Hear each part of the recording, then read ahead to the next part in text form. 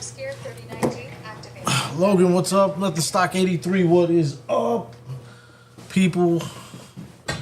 I'm massively bored. Lincoln. Said, I got the Venture 18.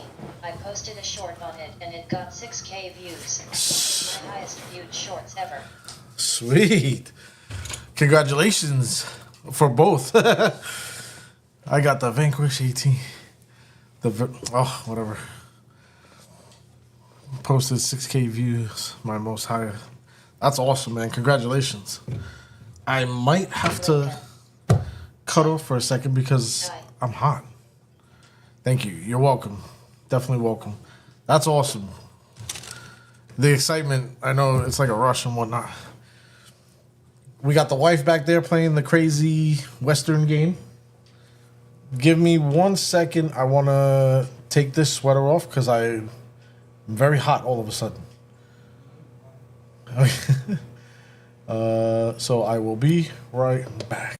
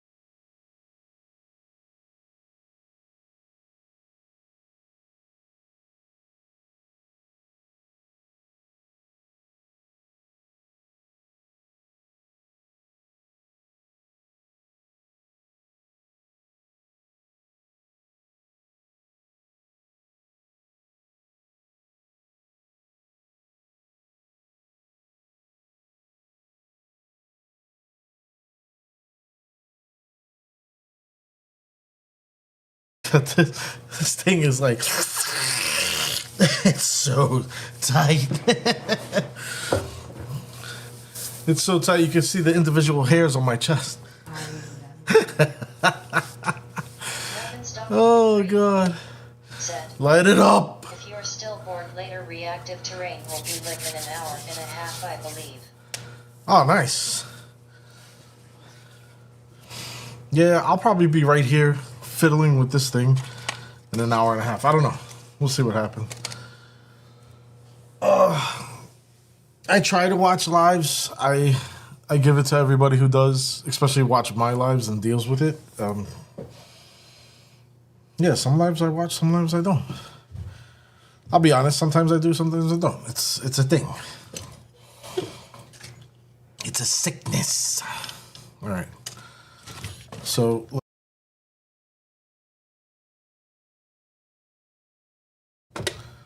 Pressing the wrong buttons over here.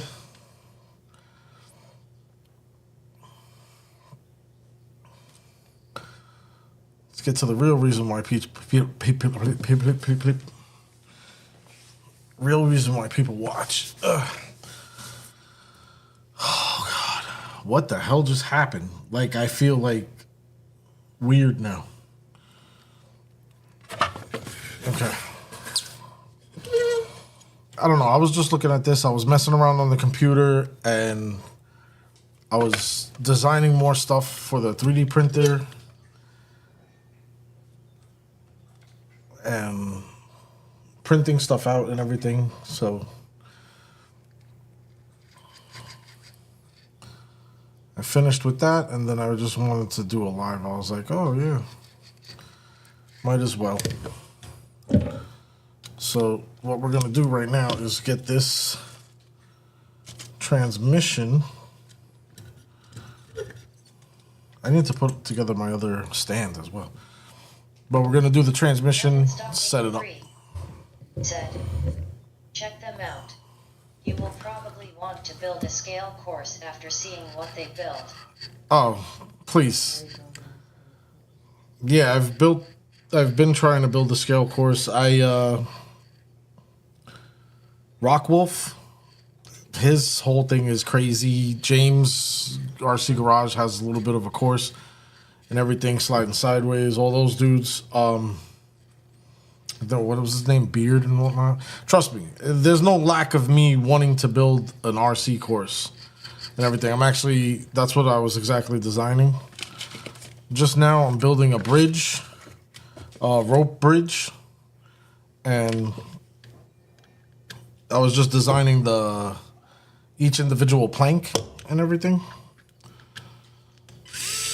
But the thing is that, like, I would love to build it out of natural materials and everything. I don't have the room for that.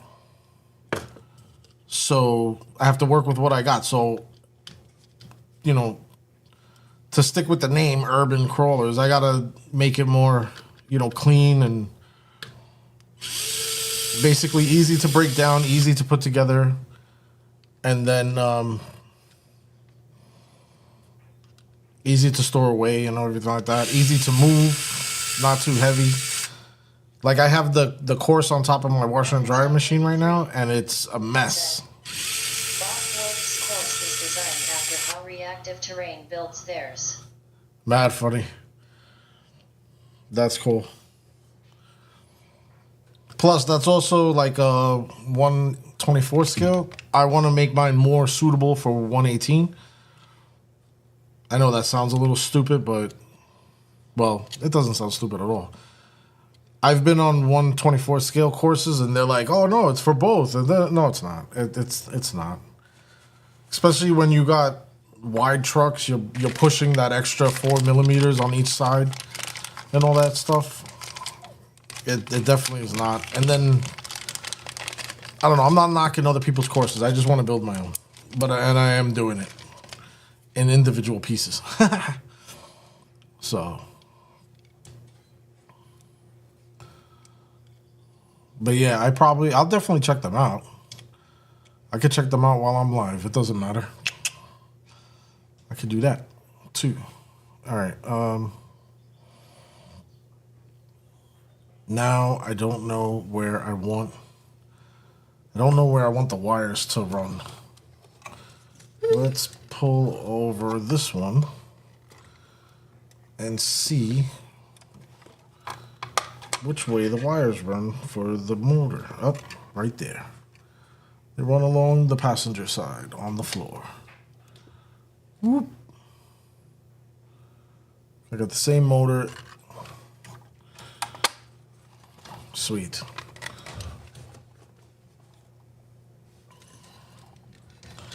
All right.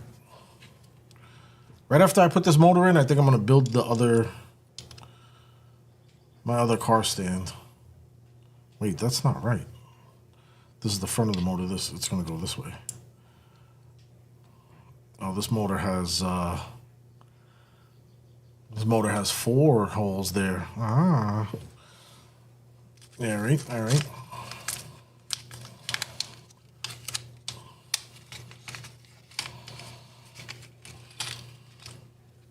What did I just do?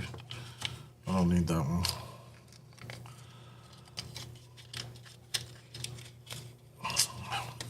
Stupid Allen keys. All right, tweezers.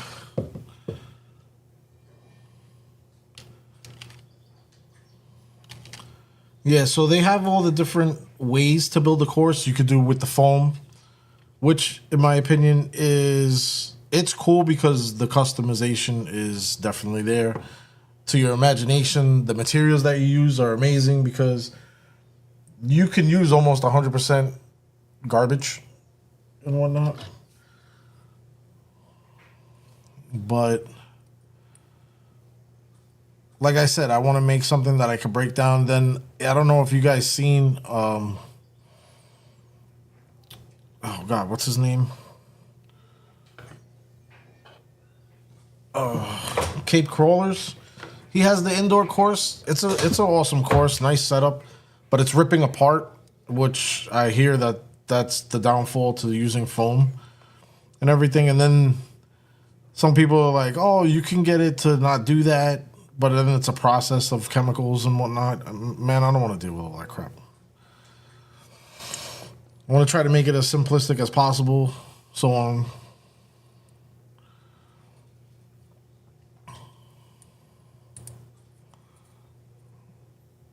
Get that little guy in there ready to go. I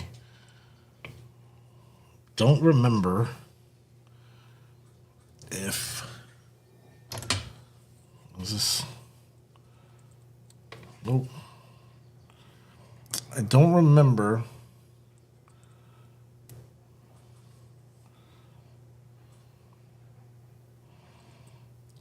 I honestly don't remember if I put the pinion on first.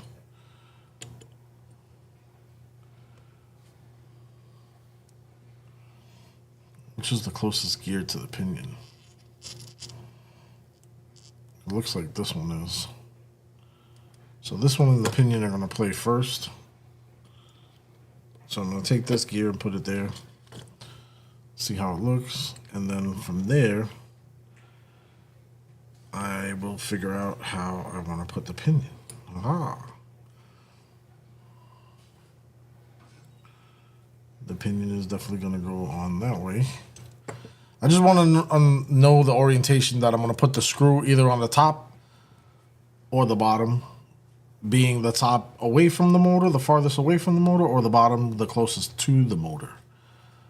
So it looks like it fits really good at the top, away from the motor, because I don't want it to grind in the gears. But yeah. Oh, that probably stripped out. I'm trying to turn it like this, holding the outer can, forgetting that it's that the whole thing turns. Yay. So that's good. That's on there. Sweet. We can get that in position.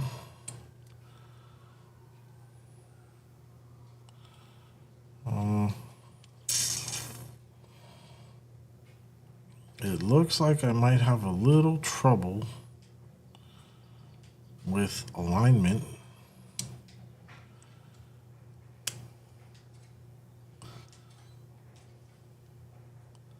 This is the passenger side. It might tweak it a little bit, but we'll figure that out. All right, let me get some of this stuff on there.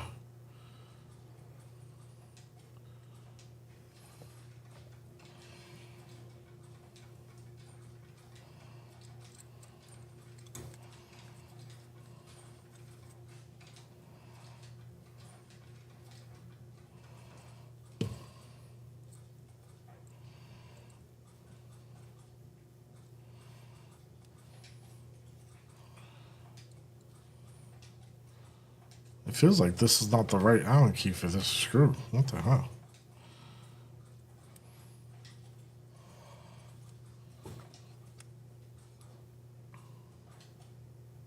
Oh, that's way too much. Get that a dab over there.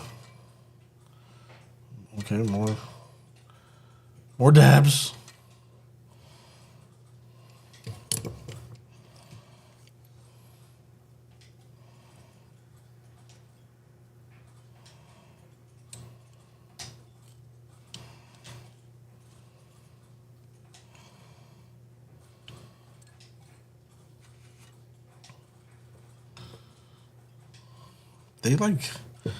They put like a drop of grease. I feel like telling them, don't even bother, bro. Like, what is the point of the grease that you guys put? I need a rag to destroy. Oh yeah.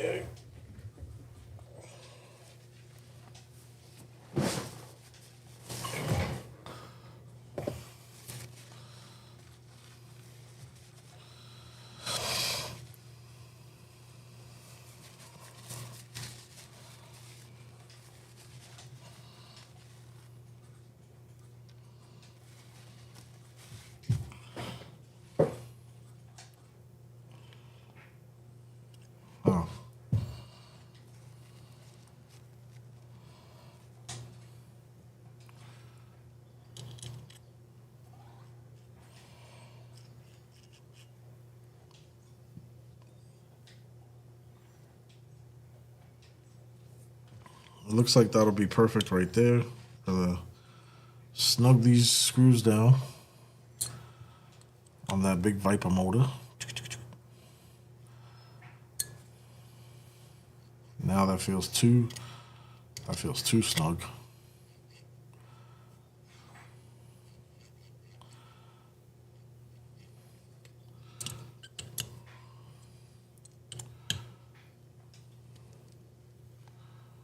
Nothing stock 83 said.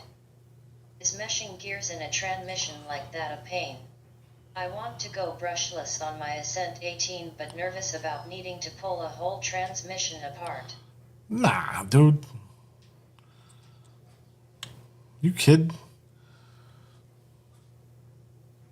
Didn't you just change a fuel pump on a real truck? Take the transmission apart. Unreal. I can't even believe you said that.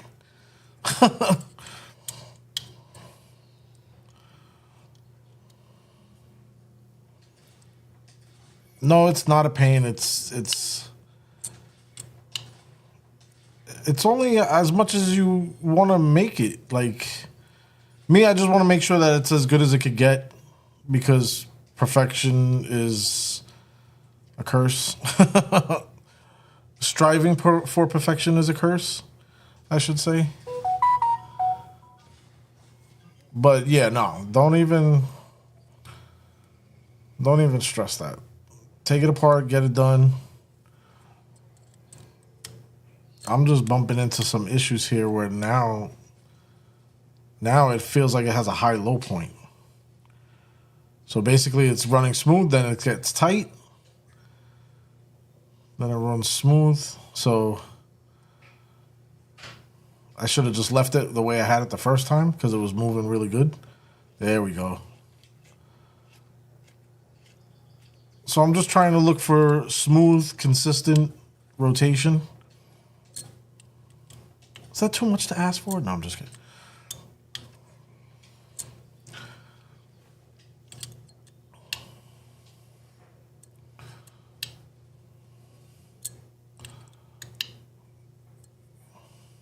Nothing stock 83 said. Think I'm more worried about needing to pull it apart more than once. Ah. Why? Dude, that's 90% of the fun of this thing, man. I'll tell you what. You take it apart, put it together, and you go for a run. One, you already know what you're doing, so don't even play the game.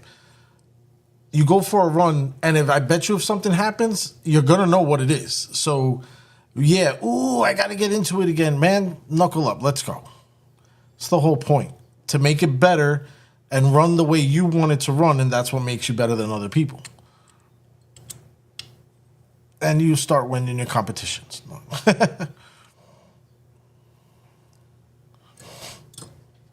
That's nice and smooth. Look at that rotation. I'm spinning it on this right now. Nice and smooth. Don't even hear the gears yet.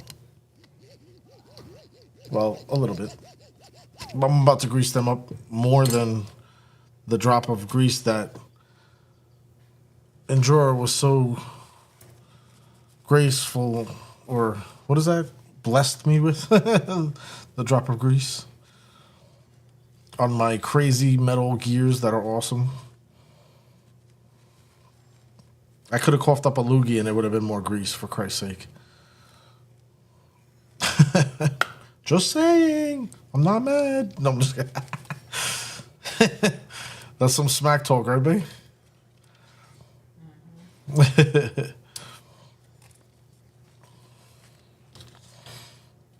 I don't know. I have a lot of fun taking things apart. So, yeah, it's up to you, Nothing Stock. I understand, though. Some people, they just don't want to deal with certain things. So, I understand it. You could always take it to a hobby store. Let them play with it.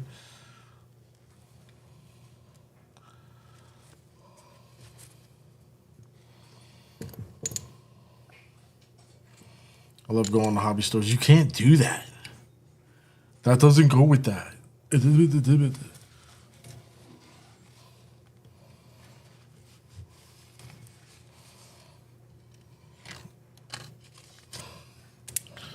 Man, I got nothing but bad stories. Oh my god. I just had a flashback of all the times I went to the hobby store. They're like, those rims won't fit those tires. Those tires won't fit those rims. They're not made for that car. Meanwhile, you just asked if they had the particular item. You didn't even ask one question about, will it fit?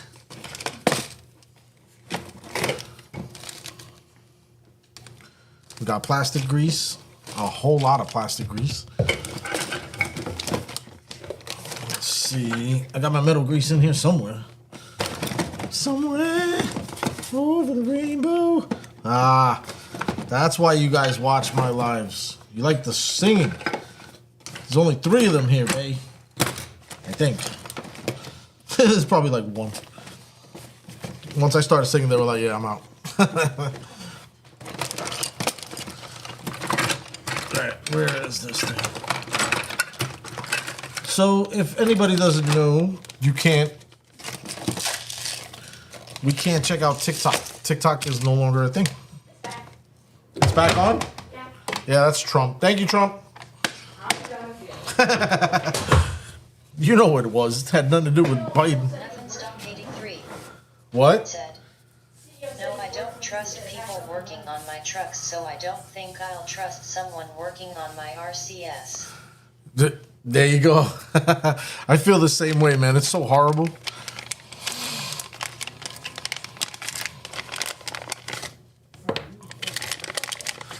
I have a hard time letting people change my oil in my truck.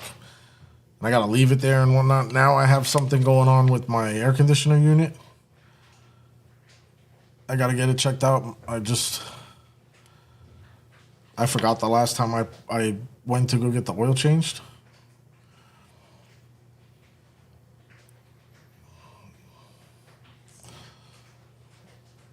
So we'll see what happens with that now.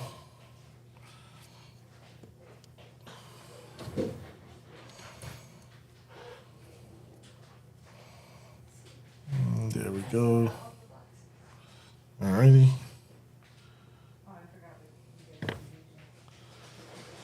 This is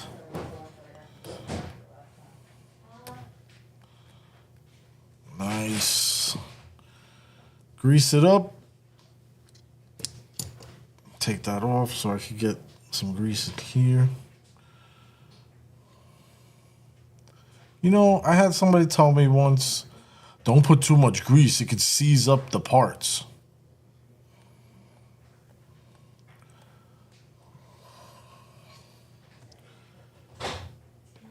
That might be an issue with, like a lot of people, they try to use the marine grease in these RC trucks and whatnot. So that way the water doesn't damage anything and whatnot. So that's the only thing that I could think of that would cause issues with that. We're going to sit that there because it's not ready yet to go in. But yeah, I don't know. When I used to race back in the days, I used to use real Valvoline grease for my RC cars, my 1/10 scale cars. It was actually real Valvoline ball bearing grease. So the bearing, you know how like if you took apart the, oh my God, what is that? The hubs? Super one-handed _RC said, Hugo. Super one-handed, what up? _RC said, Alex. Nothing stock 83 said, the night.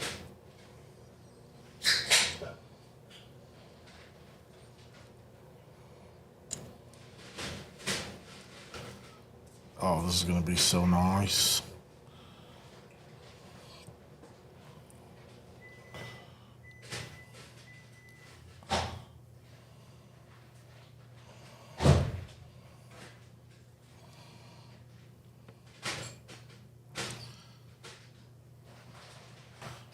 I want to try that udder butter. Everybody talks about udder butter.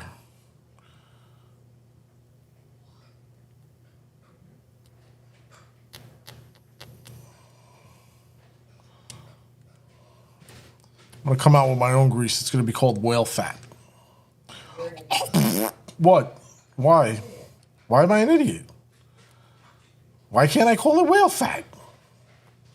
I'll call it Hugo fat.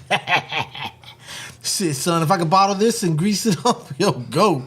It wouldn't be this heavy. Oh, man, make me drop my transmission. All right, here we go. Oh, so yeah. That's enough. To some, maybe too much, but whatever. To each their own. And now it doesn't work. Yay. Oh, I'm chopping. What is that? What is that?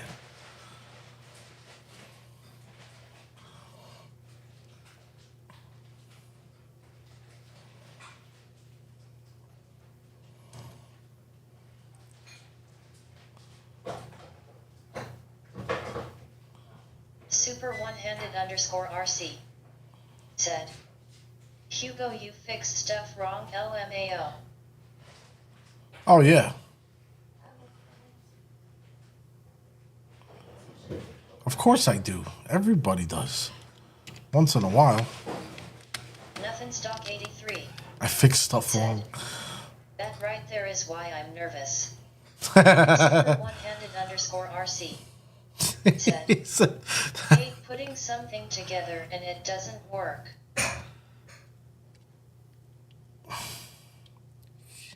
Can't be like that, though. It's gonna work. There's just one little thing that's out of place. And not for nothing, but I absolutely 100% think I know exactly what it is. So we're gonna test right now. Well, that's the other reason why I like to do the videos for people. Because, so I believe this gear is in backwards. No, it's not. Definitely not. All right, so let's go this way. So that's what's happening.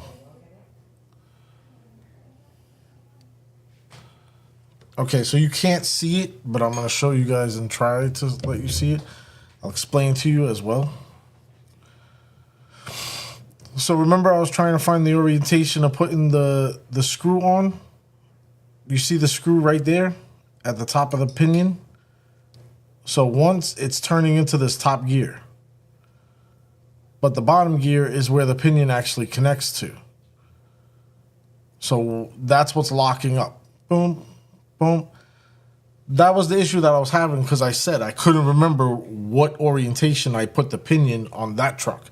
If I would have went back and watched the video, I would have known, but they don't come with instructions and everything like that. So you got to do what you do. And it's just basic troubleshooting. That's all it is.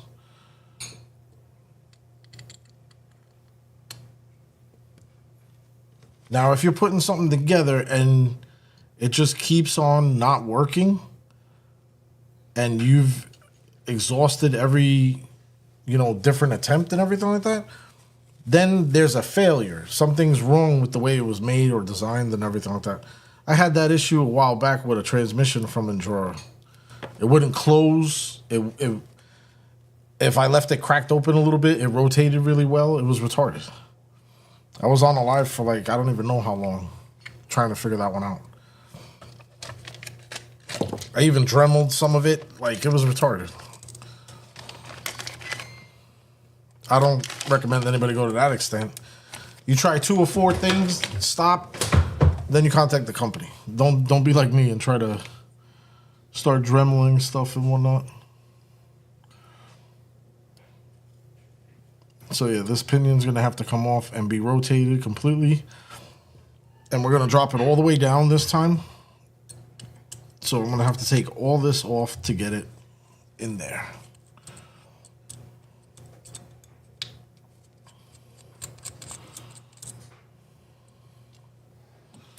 Which is fine, but now anybody watching this video knows that the screw on the Viper motor has to go all the way to the bottom.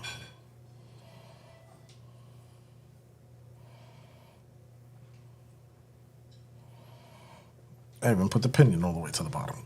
Let go. Ah. There it goes. Sweet. All right, let's get this back on. Up. We got some grease in between. Let's clean that up real quick.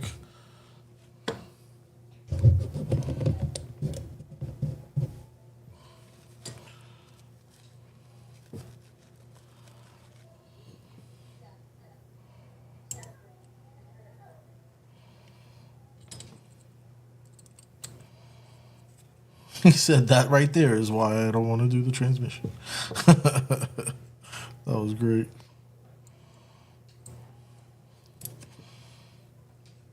Damn that. If it's going to solve a problem, I'll rip into a transmission anytime.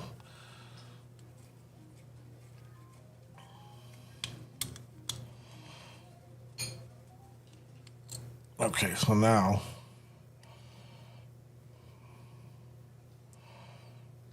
I'm having alignment issues because the wire, there we go. So it lines up a little weird because the wire wants to play around with this little mount right there. But that's just because of the orientation that I chose. So that is what it is there. We're going to take this gear back and put it back there. Now we got rotation with no problem. All right. Rotation with no problem. So now we're going to try to get these snug in place without the motor sliding around. And that didn't work.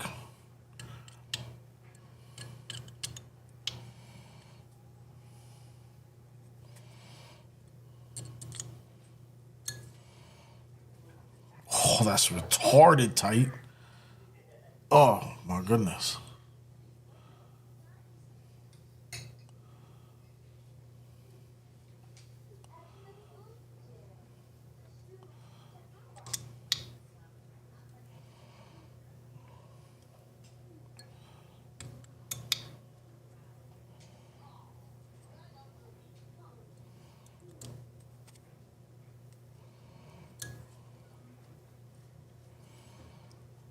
It's not retarded tight, but it's got that high-low point, which I feel it right there.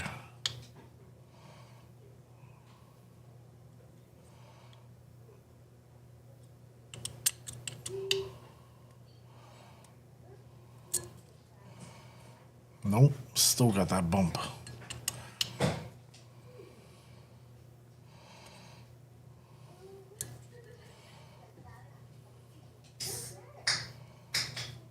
No good, no good.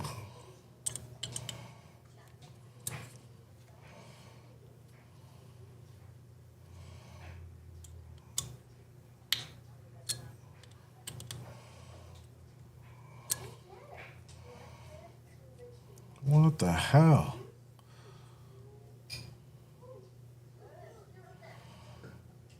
It's like right here. It's got a lot of resistance.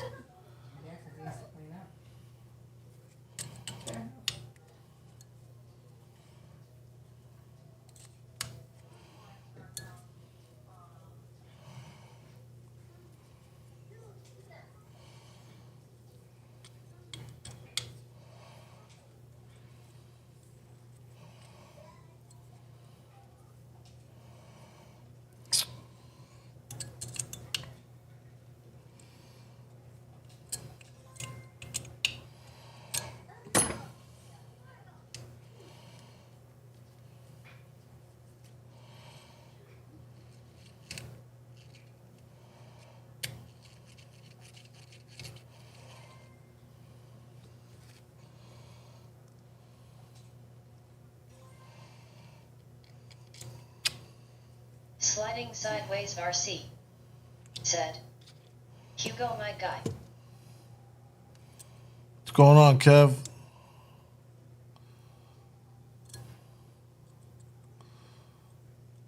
How's everything going, bro?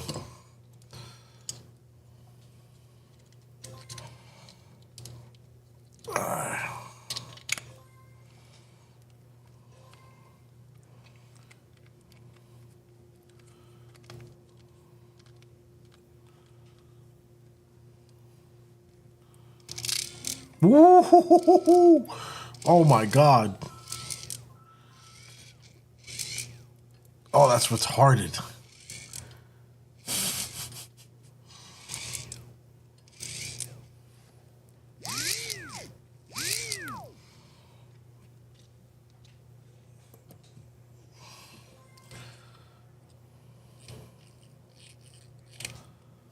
What was that? Oh, it's cracking it.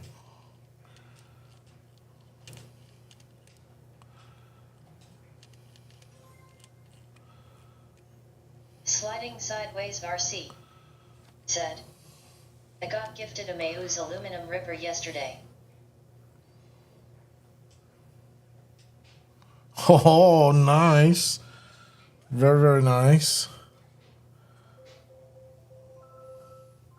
I wish when I clapped, fruit came out the tree. No. I shook the tree. Oh. Sliding sideways RC said, number 139. Oh, nice. What was the top count made?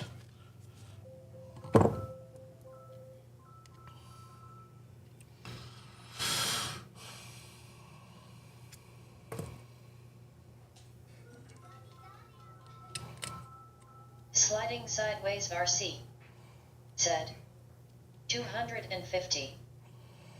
Wow, nice. That's definitely awesome. You're in the top 150.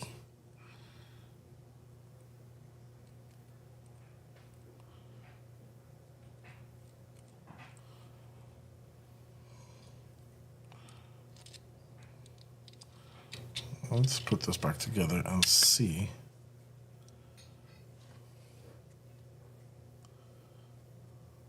No, it's not happening.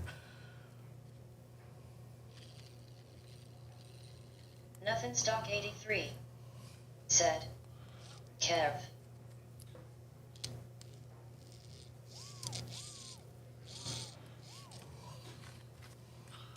So that's one thing that I hate about putting transmissions together when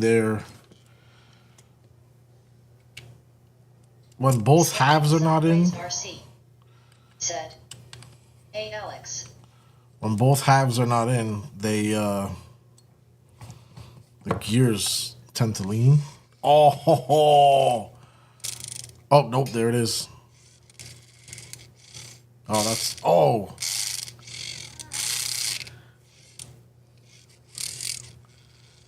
right, let's get the screws in and see if that's what she's gonna do, make that noise.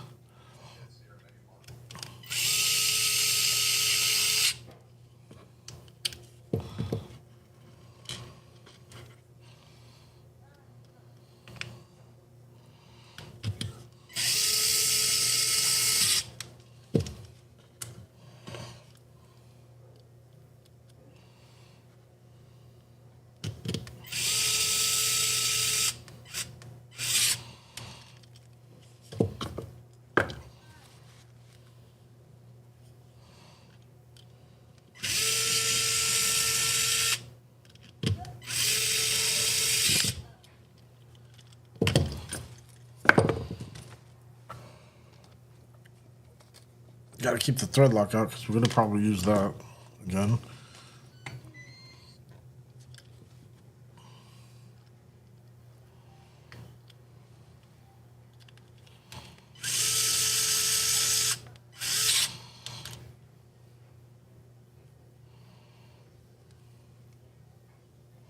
Sliding sideways RC said, I installed the Mini 24 in my Red Cat Ascent 18 Scout. What a unit. Hobby wing for the win. Nice. That truck's probably smooth as hell now.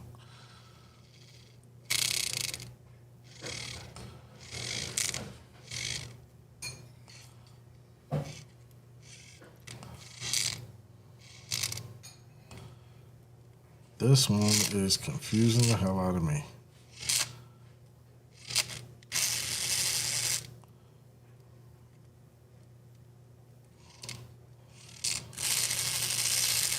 Oof.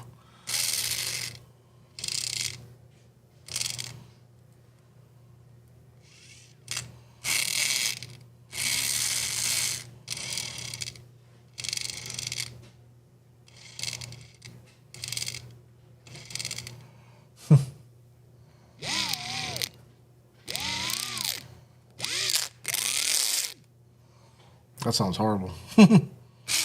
Oh.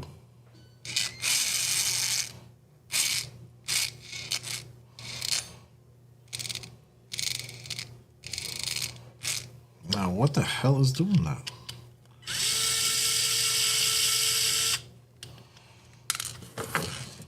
Nothing stock jinxed me, man.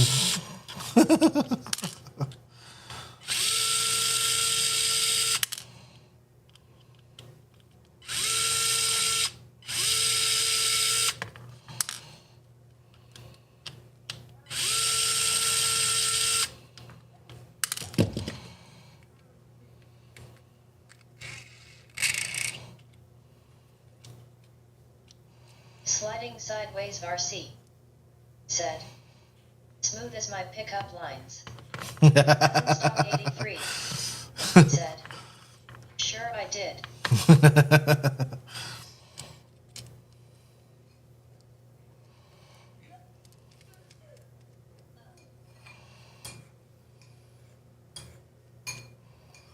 So what I'm, yeah.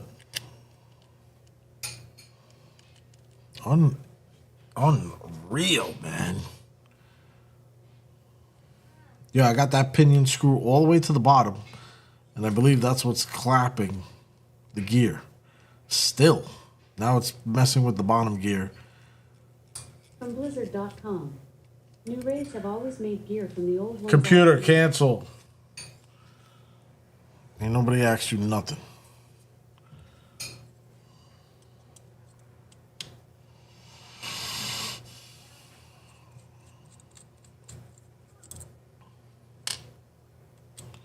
Sliding sideways RC. Said. That sounds like rock grinding in the transmission. Yep. So, I'll be 100% honest. If you buy things separate or spread out from Endura and it's not pre-built from them, there's issues. I've had that issue with differential gears, transmission gears, so on and so forth. But if I get it pre-built and the whole thing's assembled, I don't got no problems. But I've noticed that when it's separated, like this was separated from the motor, but it came in the same pack. But when I got that one in that truck over there, this one, it was already assembled and it ran smooth and everything. So I wonder if I should go in there and grab that motor out and see how it's set up. But yeah, every time I mess with it, that's what I have issues with.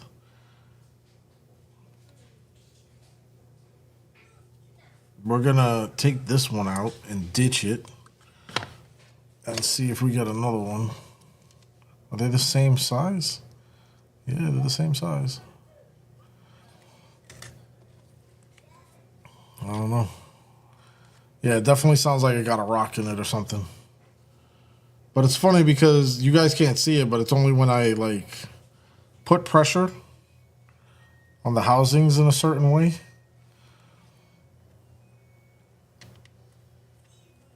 So I'm like, but then I started like letting the pressure go, and then it started sounding like it was getting chewed up. I was like, what the hell? So yeah, that was no fun. Let's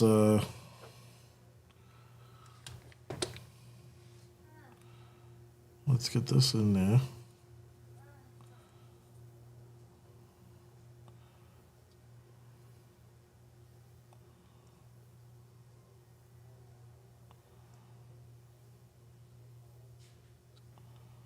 Maybe all the way down on this. Let's see. Let's see where that sits now. One way we were having an issue with the... No, that's going to be an issue.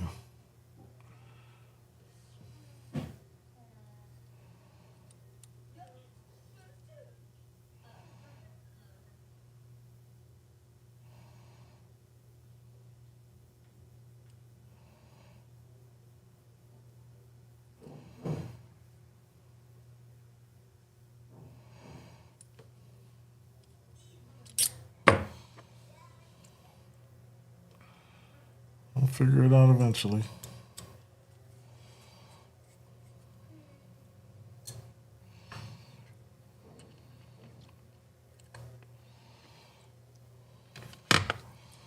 That's another thing. Like if I buy the parts, like this I bought over the summer. So now I got issues with it. What do I do? Are they gonna they're gonna help me out?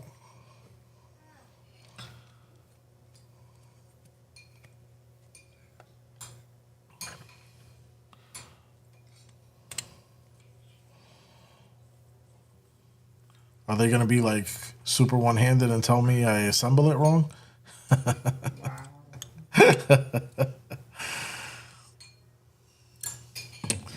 Thought you were my friend.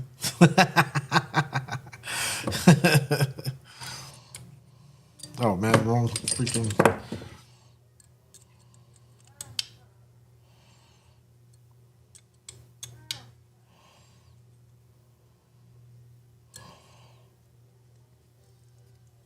Again with the high-low spot. What the hell?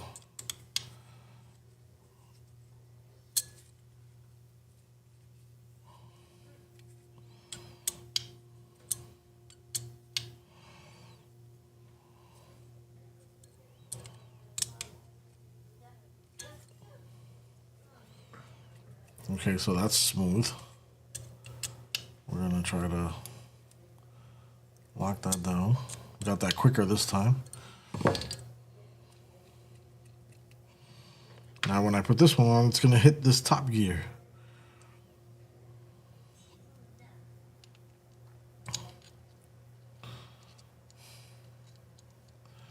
Oh yeah, that's playing games right next to it. Yep. I don't even have to.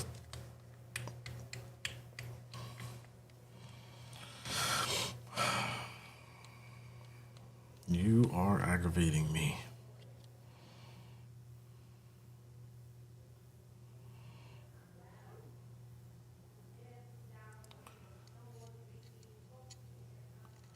Do I gotta get it in between the gears? Peter Griffin said, Check that out. yo yo. What up, Peter Griffin? I believe I gotta get that.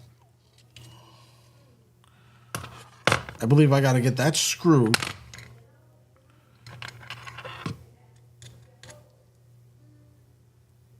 to play in between those gears, so that way it doesn't hit them. But there's no room for that. Peter Griffin, Yeah, there is. There it goes. not much. So those two gears right there, that's as much room as I got to let that bolt go in. So let's try it. Sliding sideways RC said, go buy a hobby wing. Go buy. Sliding sideways RC said, Peter. Oh no. Peter Griffin said, yo Kev.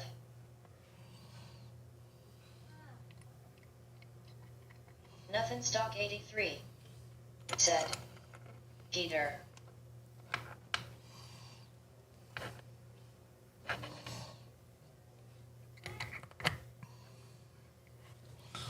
All right.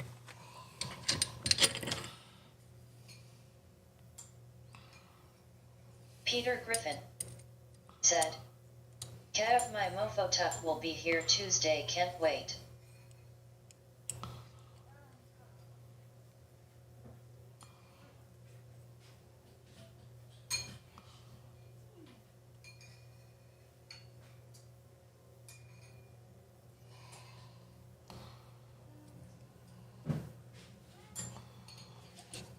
Peter Griffin said, truck.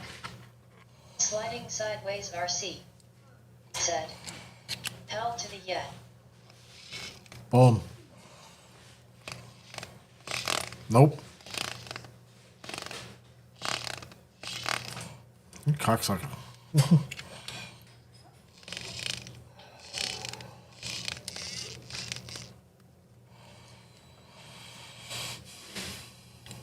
Now the question is, what gear is it hitting?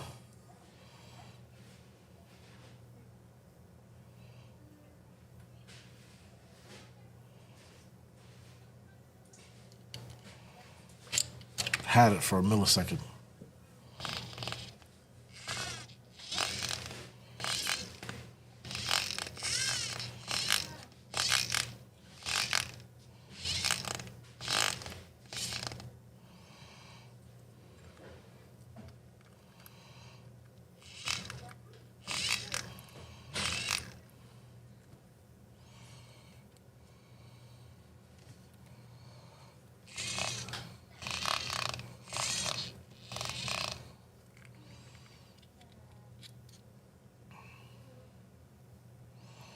Oh, nice. The grease left the line so I could see.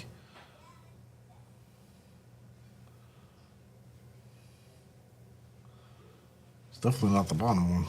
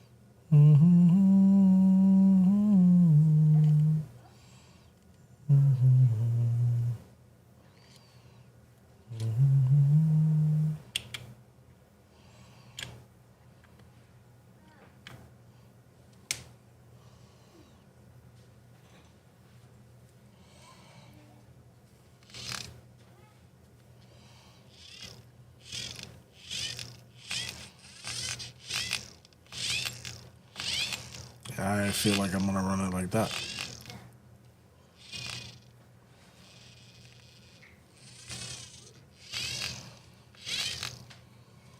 Let's see how it sounds when we wrap it up and close it in.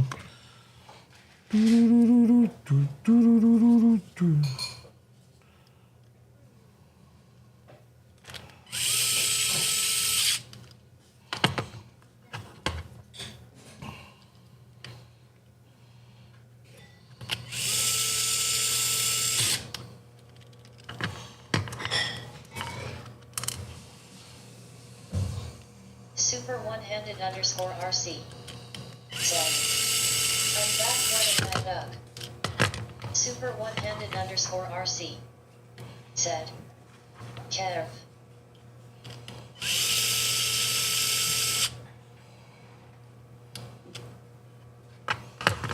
You can leave now, super one-handed. You come to bash me and then you go? Fucker. Super one-handed underscore RC. Said.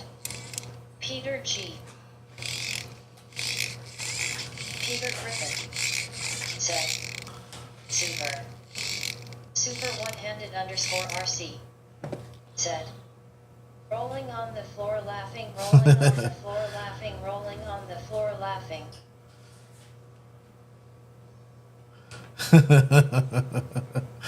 Super one-handed underscore. I see you're still fixing that. Kiss my ass. I see you're still fixing that LOL.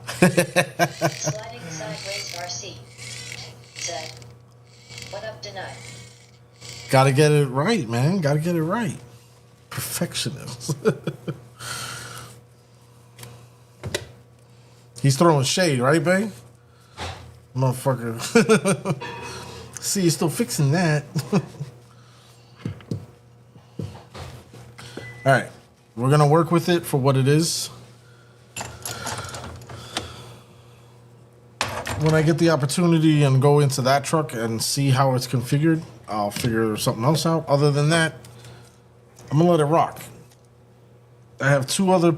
That's probably why they give you so many little pinion screws. Because you're going to dog one out because they don't line up right. Okay, so... That's done with that. Let me go wash my hands. I'll be right back.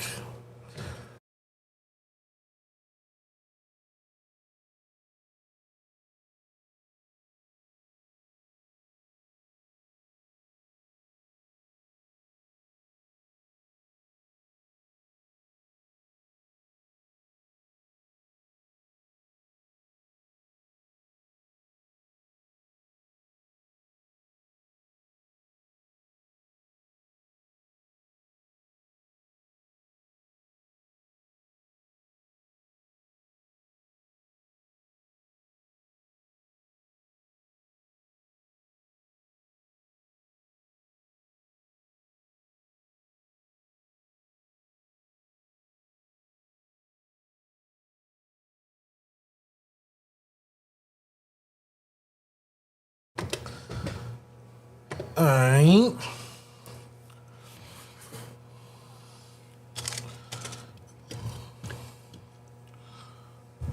So the motor is connected to the transmission. The motor goes where the dog bone goes, and the dog bone goes within. No, I'm just kidding. It's decent. Super One Hand is like I wouldn't run it.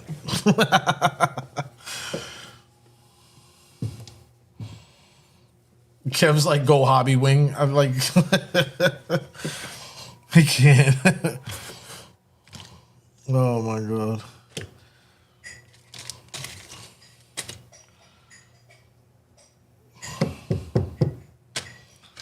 So I am trying to remember. Oh, they're right here, right in front of my face. Trying to remember where the drivetrain was, the differentials.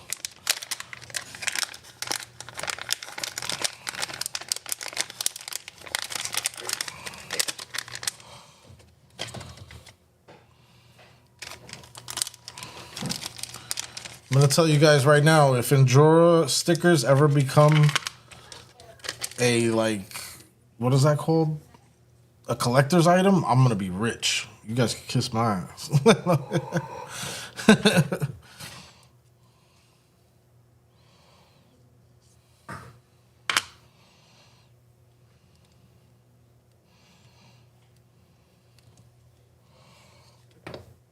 Sliding sideways RC. Said. Remember. Hobby wing. Remember hobby wing. remember hobby wing for November. _RC. Said. Kev, can that hobby wing plug into a V1 ESC?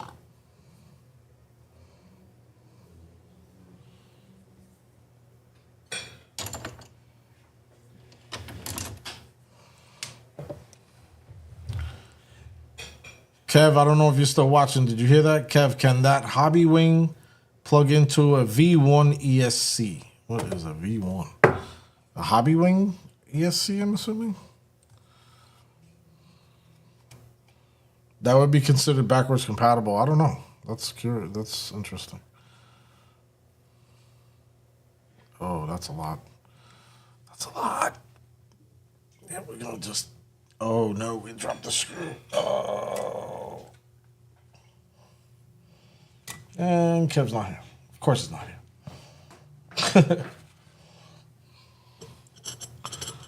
All right.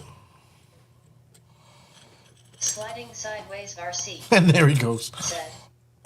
Not sure, sir. I'm sure it would.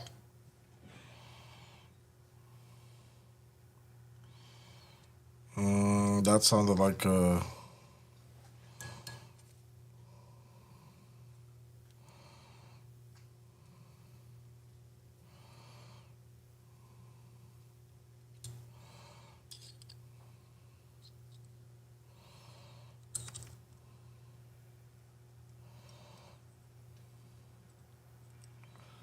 warm that up to bend it that way. Let's warm it up.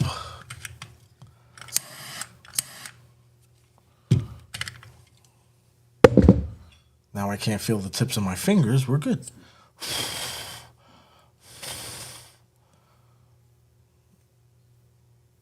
Curving it so that way I could get to that screw hole down there at the bottom later.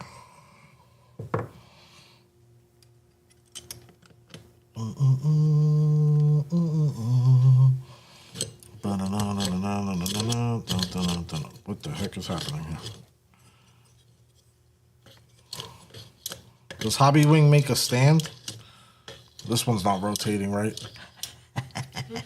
The fuck out of here, Hobby Wing. Sliding sideways RC. Said. I don't run the stock radio and receivers.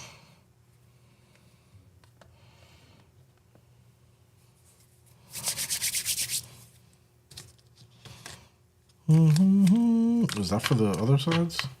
Nope, they're there. Those are spares. Where the hell was that bag? Here it goes. This is the bag for the transmission screws. Yep. These are the screws for the body. put the body back. Which, what I should do is just screw. I'm going to put these screws into the body over here so that way I don't lose them. Sliding sideways RC. Said. They do. Super one-handed underscore He said RC. they do. Said. I'm a port and would do a brushless the cheapest way I could. Oh, God.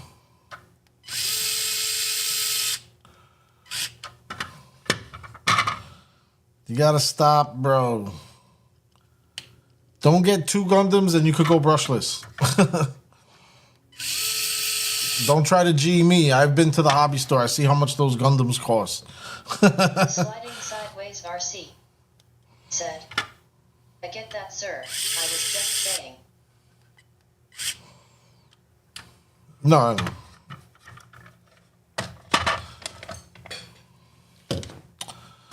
Oh, what card did I see that they put that in? Oh, that's in the new one, right? The new one that just dropped? The Step Up? Is that right? Is that what it is? Super one-handed underscore RC. Said. LOL, I buy the scratch dent boxed Gundam. This Gundam can got a dent in it. Can I get it for 5 cents cheaper? I can't with you, bro. You're bugging. Oh, no. He said I get the scratch box. Meanwhile, he's in the floor DDT in the Gundam boxes, and they're like, what are you doing on camera? I'm getting this shit for 5 cents off. I can't. We're going to see Super One-Handed on video. Criminal busted today to try to lower the price of Gundams in the hobby store. I can't. Smashing the boxes. Oh, Lord. I can't. That might have been too far. But yeah, so is that the same setup that came out in the new truck that just came out? I forgot who makes the Super truck. one-handed underscore RC. Said. The main has a huge scratch dent selection on the website RCS and everything. Oh, cool. Sliding sideways RC. Said. LMAO. Mad funny, they actually... Not for nothing, but Red Cat has that too. They'll sell you a damaged box, an Ascent A18 and whatnot. Super one-handed underscore RC. I think it's for like 95 bucks when the box is damaged. Juiced up. The juiced up, yeah. Doesn't that come with the new... If I'm not mistaken, that comes with the new Hobby Wing setup? And it's like crazy programmable or something like that? I seen it from 2FM Nothing stock 83. Matt's channel. Yes, the Hobby Wing comes in the CR18P Juice Up edition. Yeah. I'd get that truck to get that and leave that truck like alone. Said. Definitely a sweet rig. Oh, yeah. Do you want me to stop? No, why? No, I started getting nauseous, so that's why I stopped. Oh. You're good. I just need to lay down. I gotta get a napkin or something or a towel. I'll be right back, guys. Hold on. Sideways RC.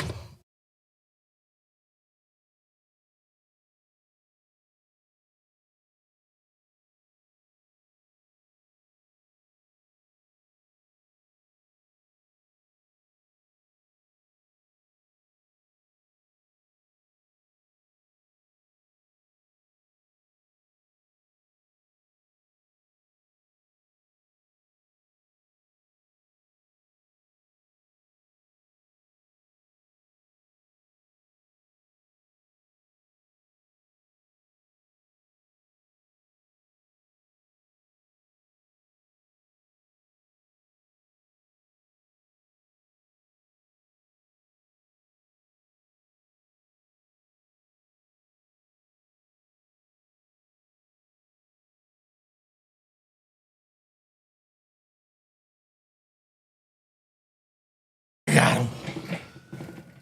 There we go. Oh, what the hell?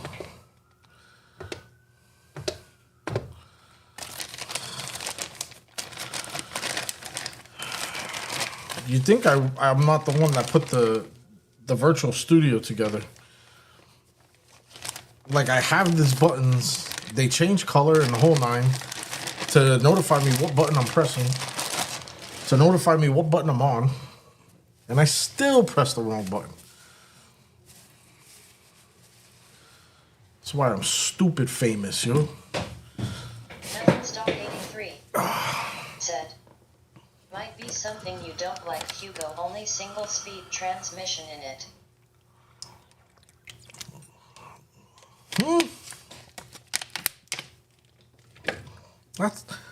It's rude to say, sir, that I only like 2-speed transmissions. Dude, this thing is single speed. Single speed. What are you talking about? When I watched the video, I had gotten confused because the original one does come with the 2-speed, so I didn't know if they transferred that over. And they didn't. The first video that I watched, I guess I didn't hear that part or whatnot.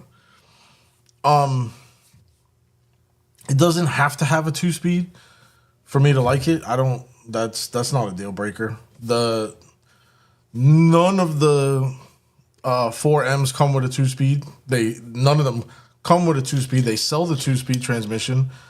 I got into 2-speed transmissions just because like everybody was like, "Oh, they're cool. Check it out." And da da da. I bought the 2-speed to do the YouTube videos for, and that's why it's in my Defender. Sideways RC said, who needs 2-speed?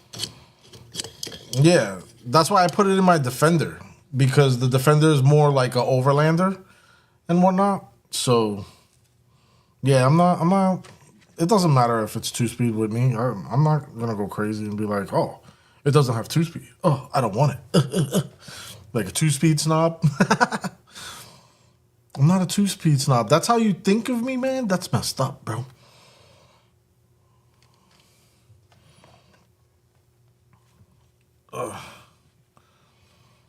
Yeah, if I got that truck, I think I would just really change the rims and tires and then run it. And then as anything breaks or falls apart, you know, I'll replace it that way and stuff. It's basically what I decided to do with my Ascent 18. Rocky Mountain Bashers Oh, snappy. said, Oh, a sign of the horns, light skin tone. what up, Rocky Mountain Bashers? Sign of the horns, brown skin tone. No, I don't know why it says the skin tone. I laugh at that all the time.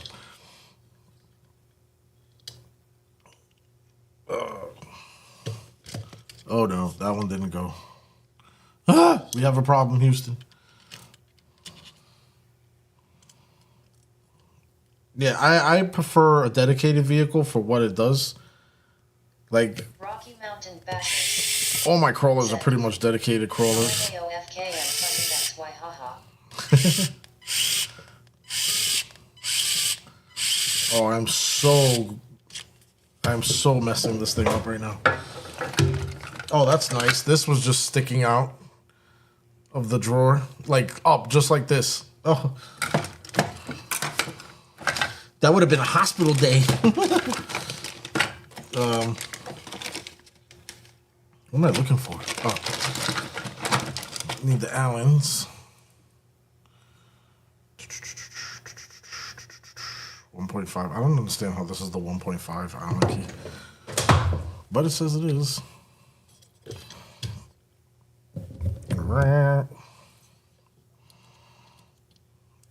I don't remember having this much trouble with this truck before, man. Like, I can't even get to this screw over here. What the hell is going on with this truck? I don't remember all these problems. All right, this screw is garbage. I definitely stripped this thing out. Let me get that up out of there.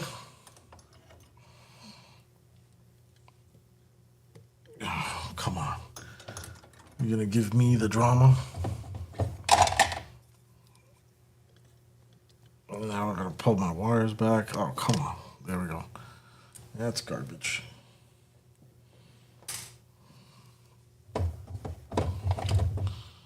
Got one more crack at it.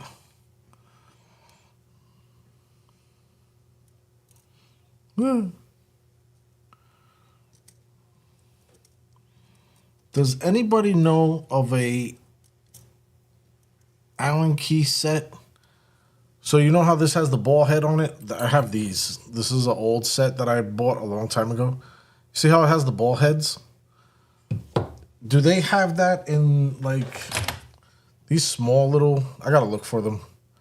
Like I would like a set with the ball heads of a small set and everything. I've never really seen them. This is the only reason why I never got rid of these sets is because they're ball heads and everything. They come in handy with stupid stuff like this that I can't get around. But I do not remember having all these problems with this screw. Let's put it in with a regular screw, and then we'll switch to the ball head. It keeps falling off of the ball head. There we go. There we go.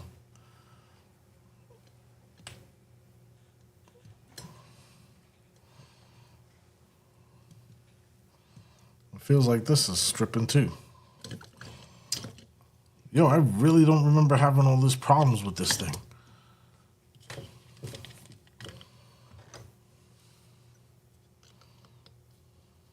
There we go. That screw was a pain in the neck. Mother, son of a mother.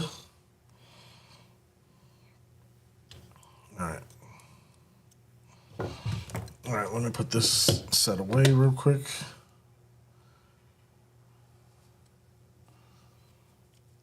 Yeah, I wanted to get the first generation of that truck. I can't even remember what the hell it was called. I didn't even know there was such problems because when I watched the review for the new one, the juiced up thing, they were saying that it had so much play in it and everything. Cape Crawler says the play is still in there and whatnot. Matt said that they tried to address it and it was, fixed or whatever. So I guess it's basically to the user's discretion or if you feel like if it was fixed or not.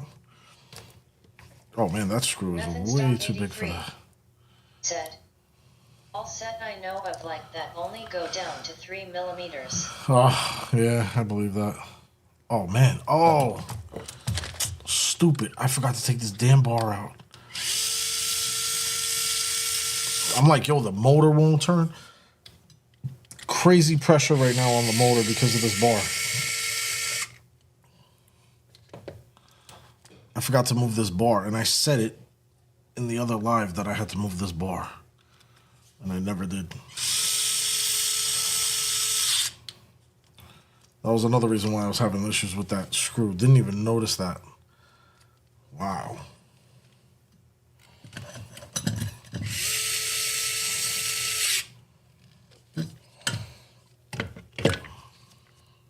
Nothing stock 83. Sweet. Said, they did improve it a bit but still has a good bit of slop. Yeah. My FMS 24 is like that. My tow truck. Whoo. Dude, when you stop and it's not moving and it goes onto the drag brake, it's give it another 2 minutes, it'll stop. It's like it's so crazy. I'm like, so basically what you got to do is get used to the fact that that's how your truck drives and then compensate, like stop 30 minutes up the hill so that when you get to that spot where you really wanted to stop, and you know it looks good, you're like, yeah, I meant to do that. And everybody's like, how'd you stop that truck? Doesn't it have a lot of slop? And you're like, yeah, hell yeah, it does. But I know how to drive. That's basically what it is. I got used to that with that FMS, man. It was funny. I'll show you. I'll bring it over here for a second, and I'll show you the slop in it. Oh, it's crazy.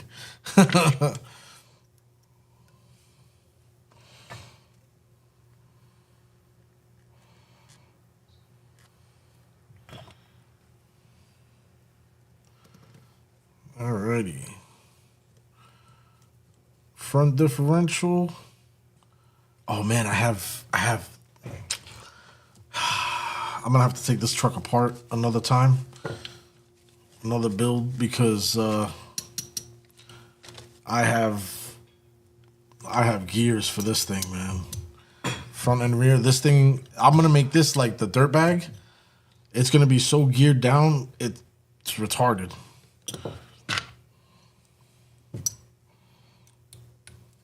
Oh, I said, yeah. Once I'm done this, I'll get that truck. It's literally, I just gotta lean over and grab it.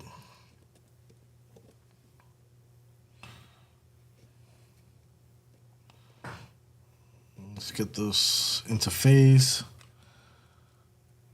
So it's one good thing that I like about what Endura did with the brass skid plate, and all the brass skid plates have openings here, so you don't have to take them off, and you could get to the actual drive shafts.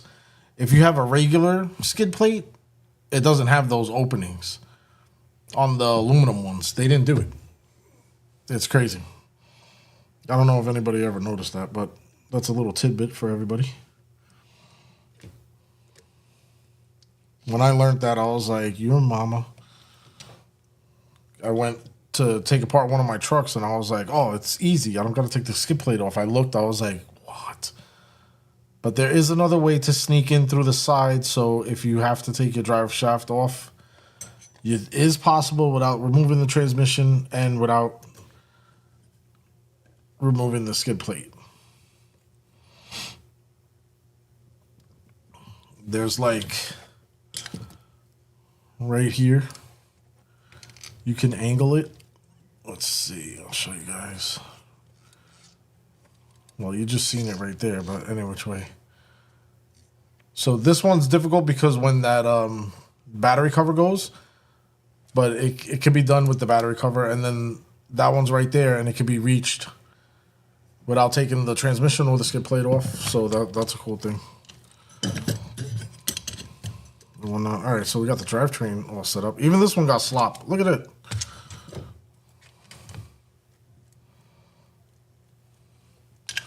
Let me grab the other tow truck. Let me grab the tow truck and see if it's the same amount of slop. Sloppy, sloppy, Joe. Oh no. Oh no. Oh, the body's not even holding on. I really can't stand all these wires.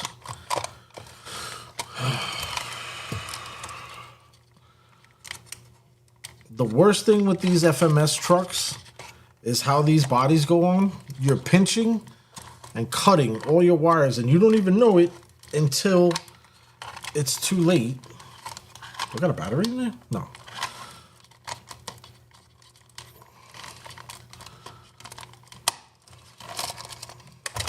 You don't even know it until it's too late. But yeah, look. Oh. Bing, half an hour later. Bing, half an hour later. Now or later, I'll stop. Now or later.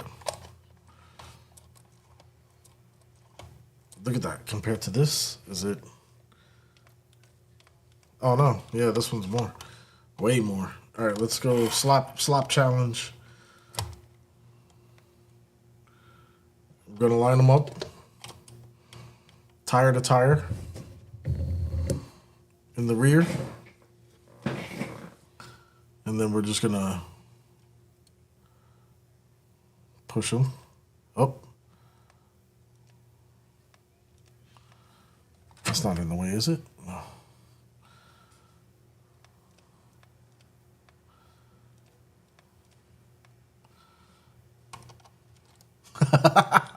Yo, it's crazy. Look at that. Look at how much it is. It's like a half an inch.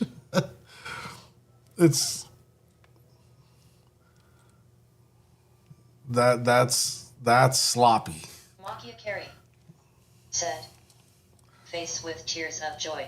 Right? You see that, right? And this is a rescue truck. Come on, man. Send the slop guy over to go get the other truck. So when everybody makes fun of this truck having slop, I'm just gonna tell them flat out. It's because, you know, when he pulls the trucks out, he blew a gear or whatever. Oh man, this truck has come out really, really well. Love the way this looks. I'm trying to clean up the wires. I was able to get the 2-speed transmission working again because, you know, I'm all about that. Can't have a truck without 2-speed now. We got the Fury Tech up in here. Very happy to be running this. I got the new radio in here, so I'm able to run the Fury Tech without the stupid Fury Tech controller. And it's been a blessing. It has. I have battery. Let me get my. Where's that thing? Oh, there it is. Give me that box. I bought. Because, like, this was from Fury Tech and everything. So I bought plugs from Endura, because Endura sells these joints.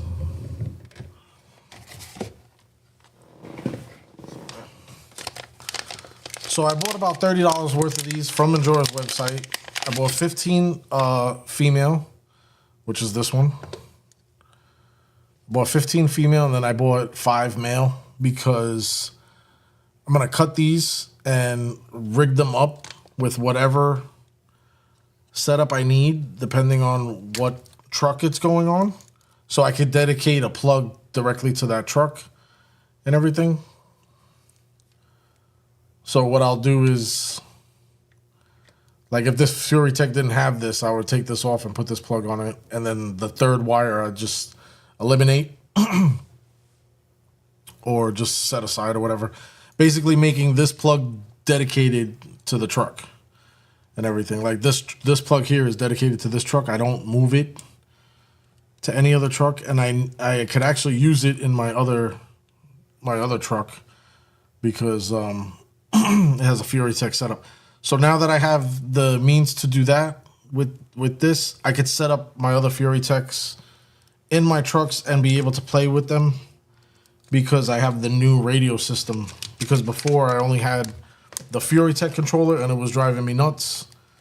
And even though I was trying to calibrate it and use the application to try to tune everything, it was a crap show. So now at least I can play with this and enjoy it. But I need to figure something out more with these wires. These wires are all over the place. I want to rewire the headlight because it doesn't rotate anymore because I hooked it up to the headlights. So I need to separate that and all that stuff. And then I need to find out how to get the battery in here somewhere. And I want to be able to put the body on and off without cutting a wire. That's like one of the other things that's happening. I cut a couple of, they just jump all over the place, man. I can't stand these bodies. That's why I won't get this truck again. That's the only reason. It's just I stuffed too much in here for the body, I guess. Which basically it made me not like the truck that much. That's another reason why I only mess with the 4Ms and everything, but whatever. That's just me. Personal preference. Okay. Back to the build. All right, so now I can build this upper. I have 3 motor mount screws over here. 1, 2, 3. Get that cleaned up. Bum, bum, bum. Well, we can put this back on here. Sweet. I should put the servo in, huh? I'm gonna put the battery cage in first. Let's get the battery cage slash stand. I need to get a full bag going for this build.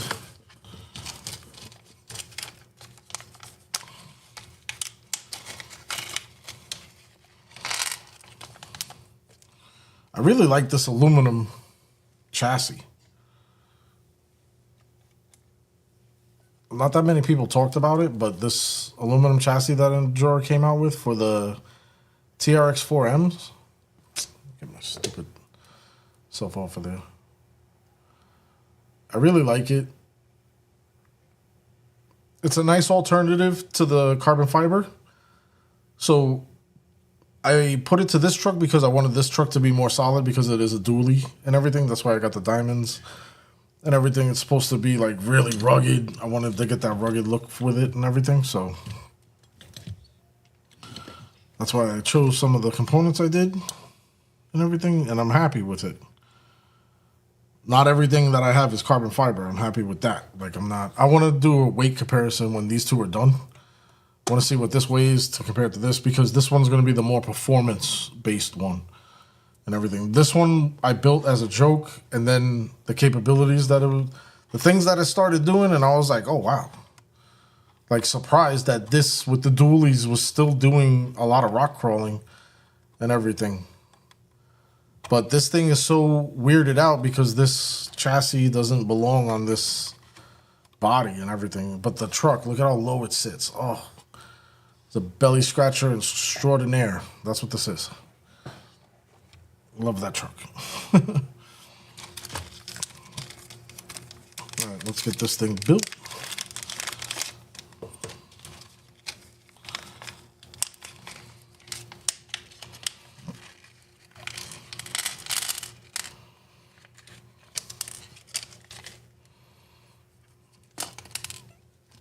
These ones are gonna be weird because I need to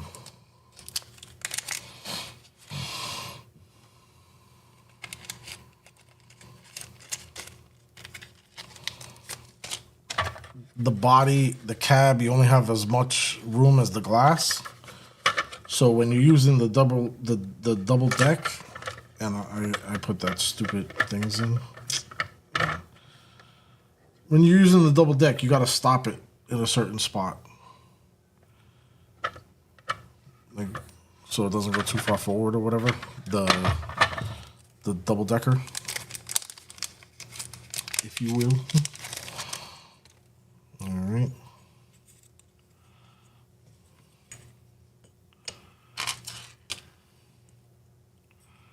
Alrighty, so let's do.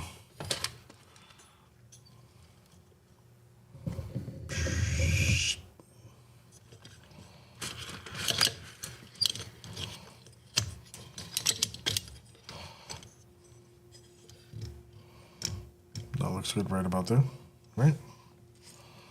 You guys can see that.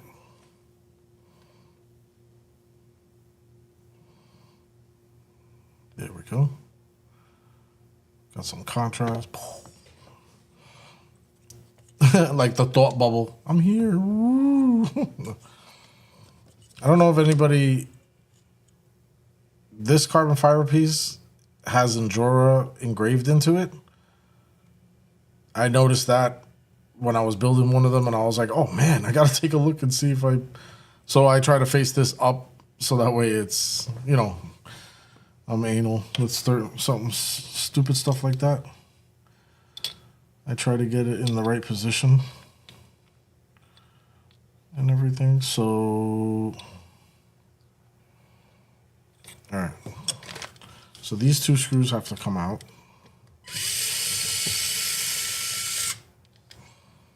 On the back of the transmission.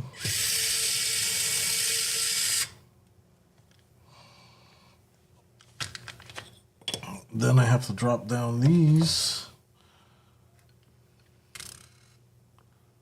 little round pieces right here. So that way it'll sit flush between the transmission mount and that little piece. So those go just like that, and then It's going to be these recessed screws. I'm going to go 1, 2.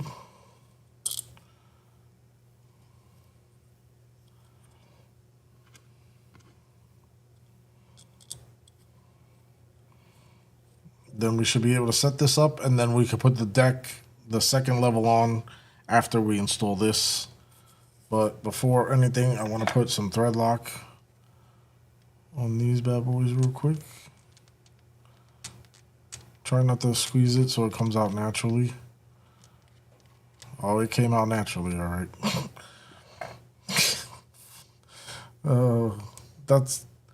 That's 7 screws right there with that drop on my thumb. Oh, come on.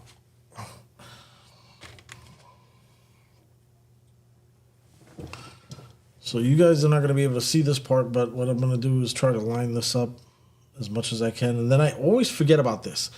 It can't drop right down because of the transmission, the way the transmission is. So what happens is that I have to literally take these screws out, put the plate in place, and then drop the screws in because it has to like slide in. If that makes sense, because of the way the transmission is.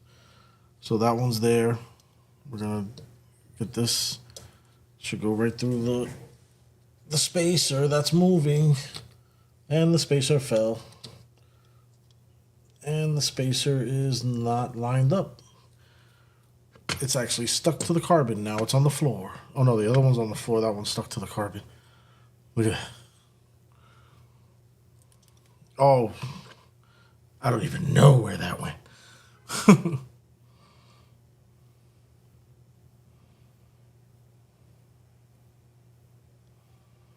This is why I never messed around with chemicals. You know? I wound up dripping something and bye-bye eyebrows.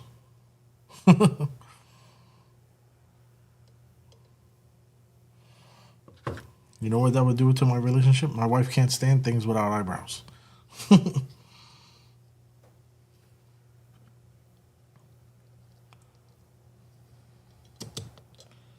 All right, so we got one. Makia Carey said, I use a little bit of super glue on the spacers and use a toothpick to get them in place.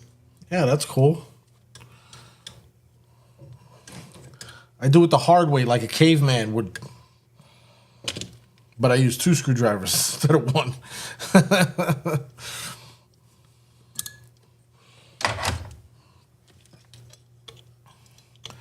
I don't have all those materials, toothpicks, super glue or glue. I have glue. I don't want to open up that glue. Every time I open up that glue, my fingers get glued together, man. Damn that. I'm tired of it. That's why I don't do nothing with the models. That model that I had, that I was showing you guys, that I was going to cut up and everything, I was going to start to cut it up. I glued the engine together. The rubber band's glued to the engine. My fingers glued to the engine. I threw the whole thing out. I'm done. I know I'm not going to do it, so I just threw the whole thing out. I was like, yeah, that's garbage. Like, I had to give up. I had to.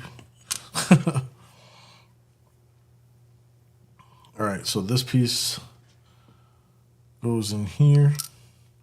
So you're going to look for the smallest screw up and drop it and have no idea where it went. That's why I love working on the mat. It's right here. So the smallest screw that recessed, we're going to grab it and drop it again. And then we're going to be smart finally and put it into the screw and show you guys. We're just going to grab some of that thread lock that's all spilled all the way around. Then I'm going to grab... Can I do this with a tweezer? I should have put this piece on before I put the plate on, but I forgot. So now I suffer the consequences of doing it this way. And I literally have to watch the overhead monitor. Let's push this up a little bit. There we go. So that's nice and tight right there. got the thread lock in it, so it shouldn't fall out. We're gonna put that back. Missing a needle, a tweezer. Put that back.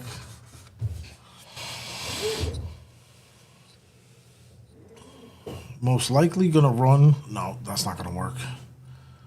But I might run these wires. Definitely gonna be in the inside of this screw. So now these screws are a little bit bigger than that one that I showed you, so that's the difference with these recessed ones. So right now we're gonna take the truck off the stand, hold it over to the side. Probably use this here. And then we're gonna do a little bit of dab dab, doobie doobie. Dab dab, scooby dooby. And then I got the longest peg. I'm gonna just set this up. The motor mount is on the inside of that. I'm gonna flip it over and do the same thing to the other side.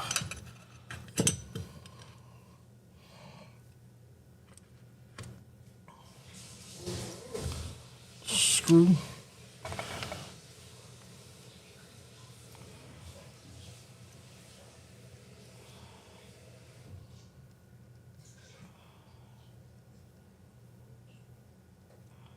Are you serious?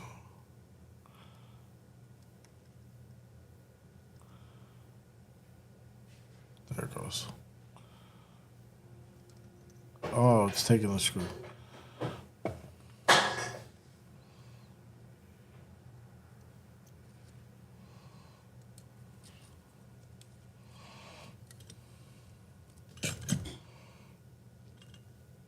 Man, that thing looks bad. A right there, man. Look at all that brass.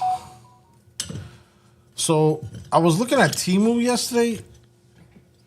My wife has like the Temu app, so she was letting me look at Temu, and I seen an axe drive shaft, and it was like that iridescent. You know the rims that Enduro comes out with, and they look like that the burnt exhaust look, where it's like gold, green, purple, this like all those different colors. I call it iridescent or whatever, but I could be wrong.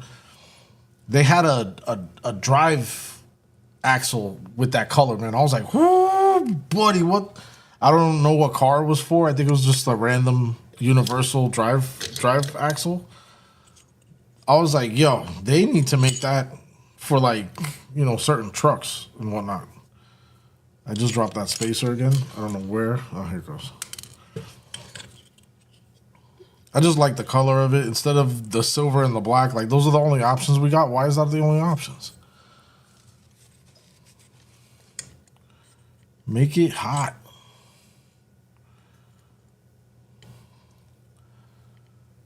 So I could literally just grab two of these screws and put this in place real quick. Just to get a look at it, I'm using these screws right now from the kit. But I want to get a look at where this thing is sitting right now. And it's just level with the motor.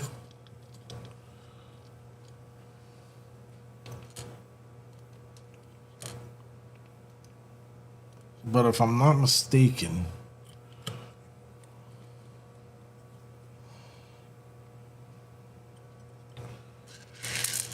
nope, yep, I was mistaken. I thought there was two more of those spacers. This spacer right here, I thought there was another one.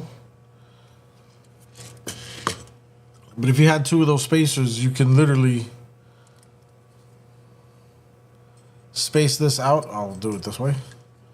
You could have spaced this up one more and go over the motor, which I think is what I did with this one.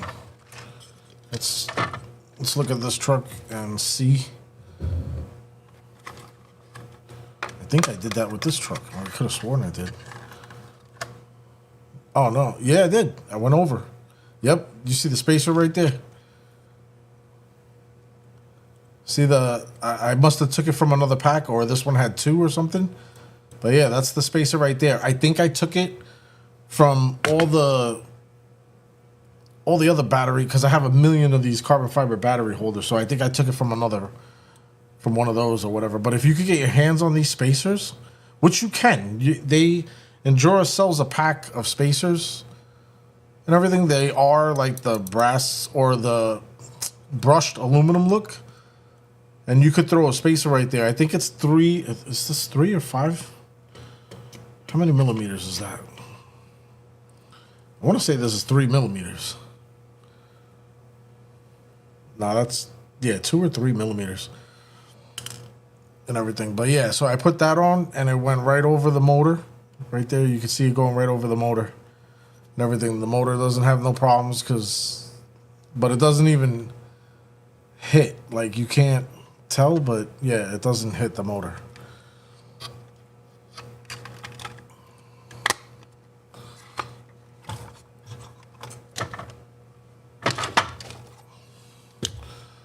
So if anybody's doing a build and you got that kind of fat boy motor and you want to get over it, that's what you're going to have to do. You get some spacers and everything. If you got a 3D printer, you can make those spacers with no problem. So definitely check that out. All right, we're good to go there.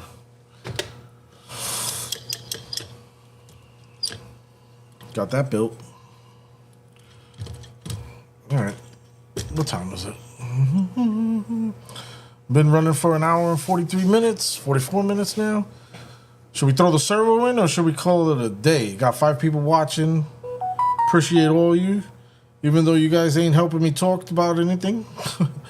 Let's see. If you like to watch, man, shoot. Trust me. That's basically why I'm showing it right now.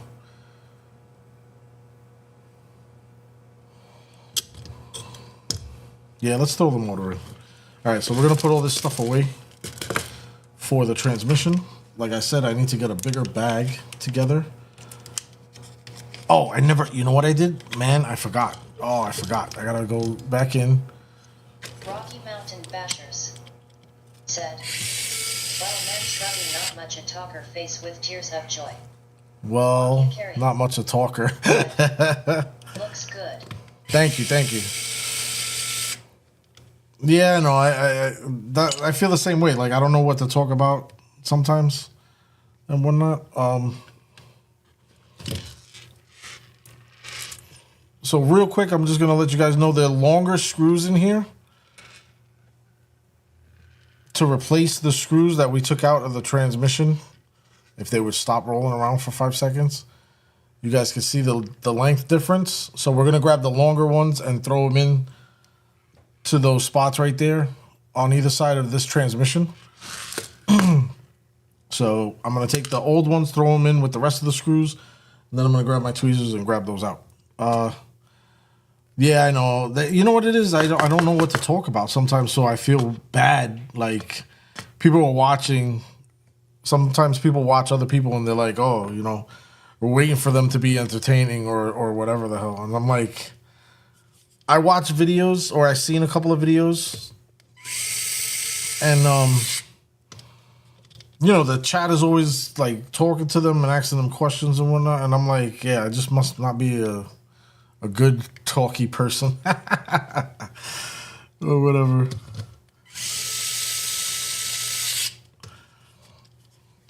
All right, cool. So we got that done.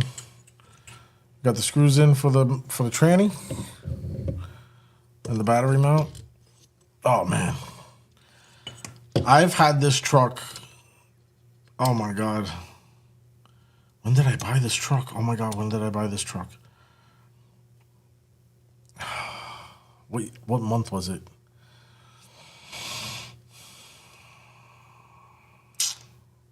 I want to say, was it October or before October? No, it wasn't October, was it? No. I think it was after October. In November. I bought this truck in November. I bought all the pieces and everything. No, I've had it way before that. Oh, my God. I don't even remember when I bought this truck. And all the parts and everything. But I've had it for a while. Anybody that follows Mofo RC with the dual... I got these dualies from him. those things been out of stock since I bought these pair of dualies and whatnot. So whenever that was. All right, let's get this back on. Line that bad boy up. Line it up, line it up.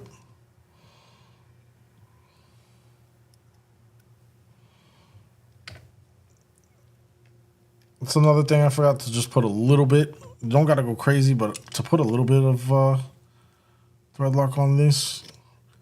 Anywhere where it's aluminum on aluminum or the screw is, tapping into aluminum, I always recommend putting a little bit of thread lock. And I'll just explain it again because what I noticed when you're rock crawling, when those times when we get stuck and sometimes the truck bounces. I mean, we're not supposed to make it, let it bounce a whole bunch. People don't really do that in real life and whatnot, but we do it with the RC cars and we let them bounce sometimes.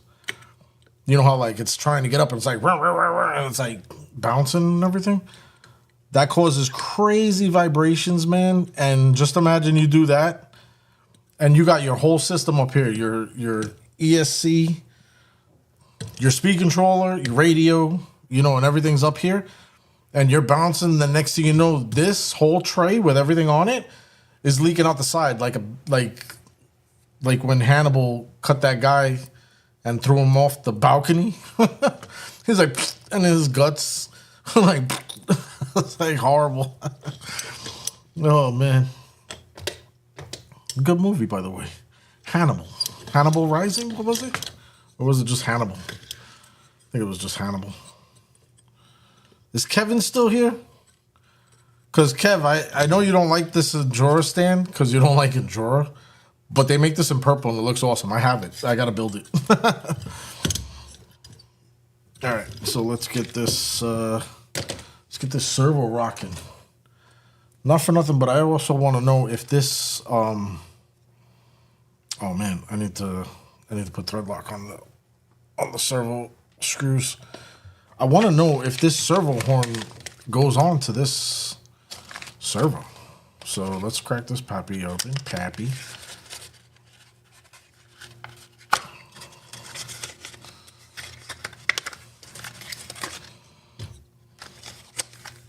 Come on, push.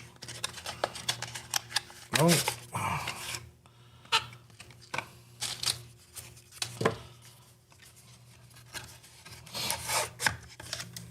Oh, do I need all this? I don't need none of this, right? Because it has all the screws here. We're gonna find out. Definitely gonna find out if we need any of this. All right, so push this to the side. Let's zoom out.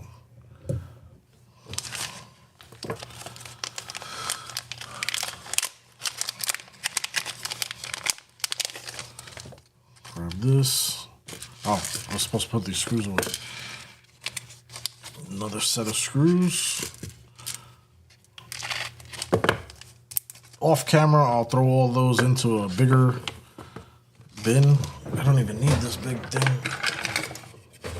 My 3D printed little bin that I made myself. Oh yeah, shameless plug.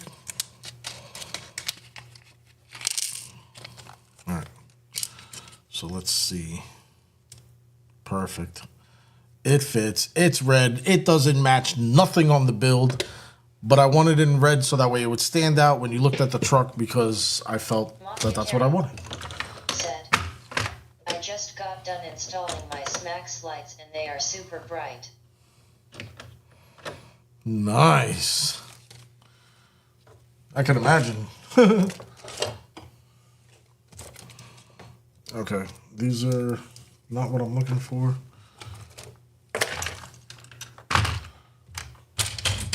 All right, I gotta go get something which basically pertains to the steering, so that way we can align the steering and then put it in the truck without it being off whack and all that stuff. So I'll be right back.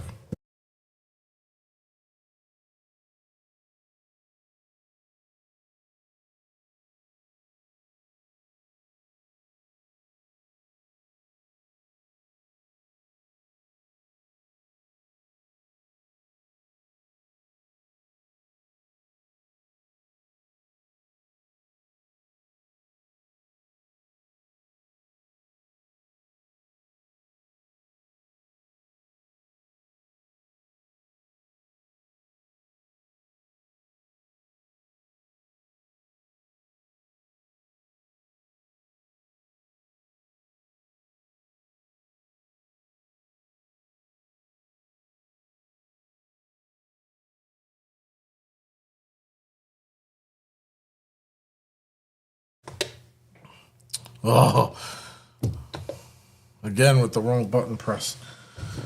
Thank God that's not the goodbye button, because when I press the goodbye button, it does an automated countdown that cuts the stream. So let's see here. Rocky Mountain Bashers, awesome name.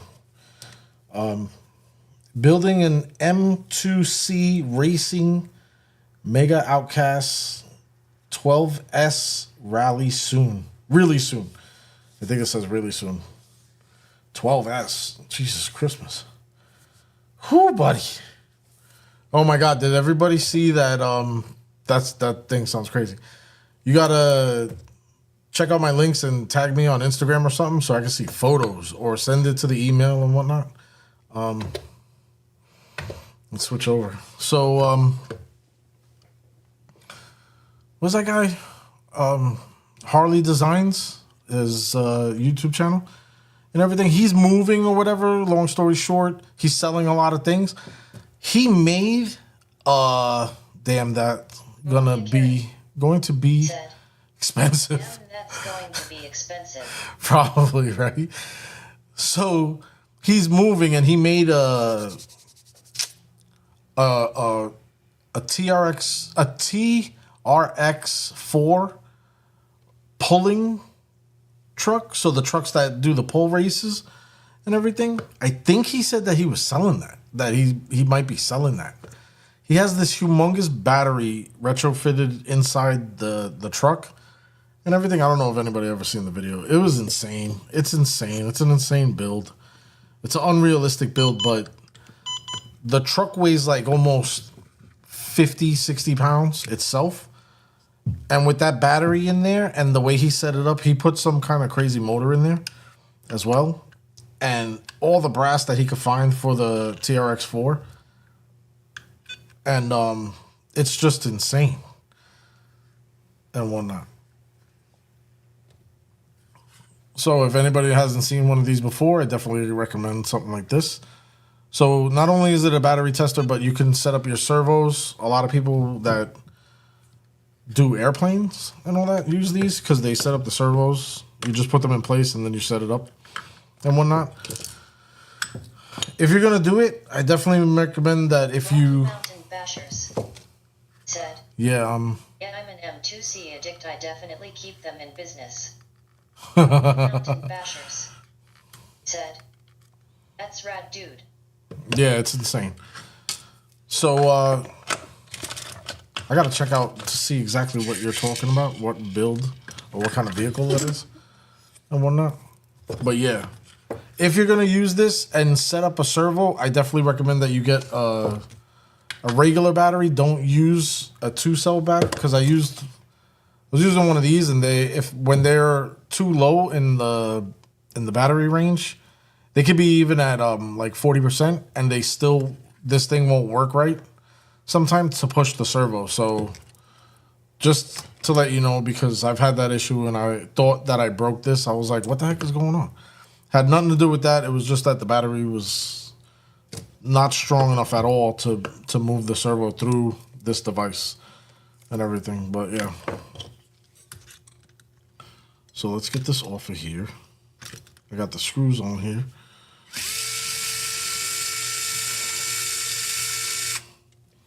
I think I got the wrong horn on here, and I don't know. Man, I don't know where the other horn is. Where the other horn is for this truck. For this axle. And everything.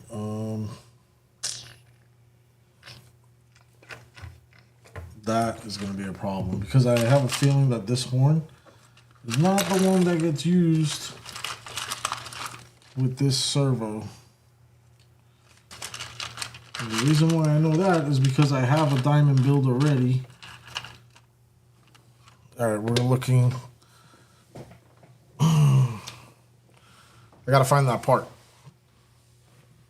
I honestly believe that this is the wrong arm, steering arm on there for that. Is it hanging? Let me see. Do, do, do, do, do. I have a whole parts supply hanging over here. I'm just gonna go back over there. Those axles come in.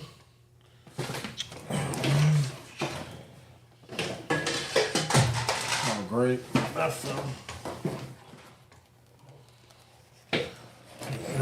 Everybody has a miscellaneous parts bin.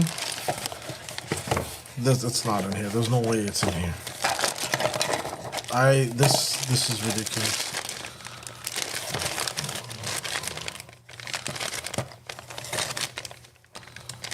Is it in here? Nope. No, if anybody, those are the spacers that I was talking about that Endura makes. Those little right there. They have them on their website. Look, single speed transmission. Oh, look. Brand new in the packaging. I wanted to do a video on this one. And no. Nope. Not in here. There.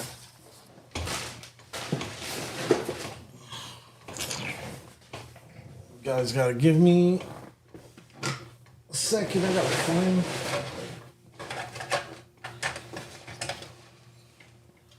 Whew. I just ran into a whole bunch of stuff right here. Oh, this is the Power Wagon bag. This is all the parts that I accumulated for the Power Wagon.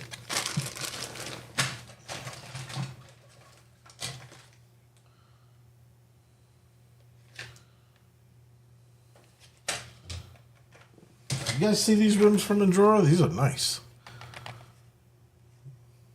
I gotta get sponsored by these guys or something.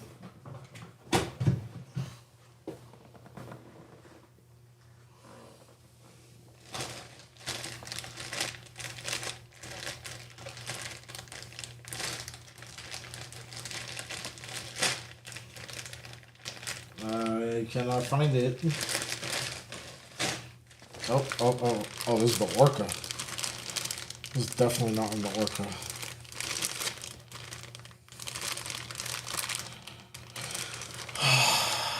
I don't think I made a bag for this build. Is it in my dump truck? Oh no.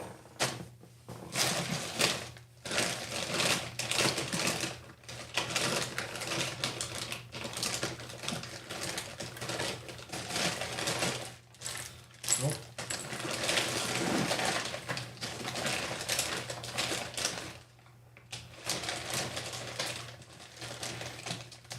Still digging. Is this it? All TRX4M parts. Yeah, that's just a miscellaneous thing. Nope. Definitely not in there.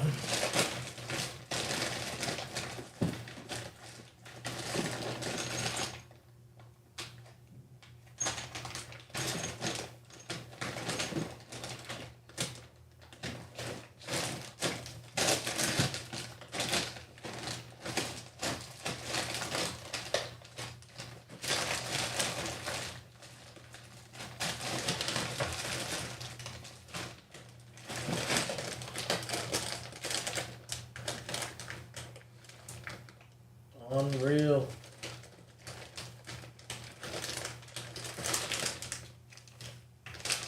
Well, I found the differential gears.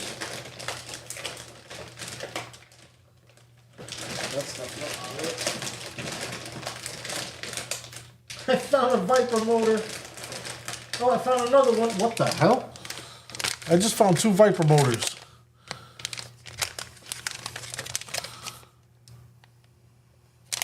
These are TRX4M Viper motors, brand new. What the hell was this for? Oh my god.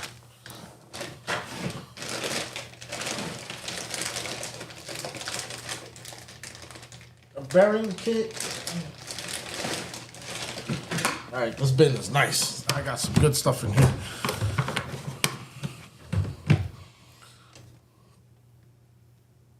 This is basically what I'm digging through right now. This is basically the bin that I have to go through if I'm doing a build, because I've purchased a lot of things and thrown it in this bin and I don't know what's in here. Look, another double deck battery thing, 4 links. I could build a whole other truck. Well, I think that's the point, but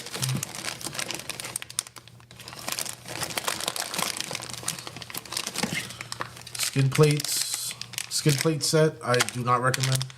Do not recommend these. Is this the right thing? No, it says Viper motor.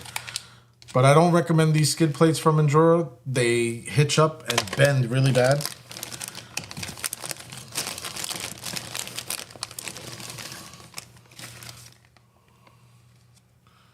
Brass C-hubs, this, gears.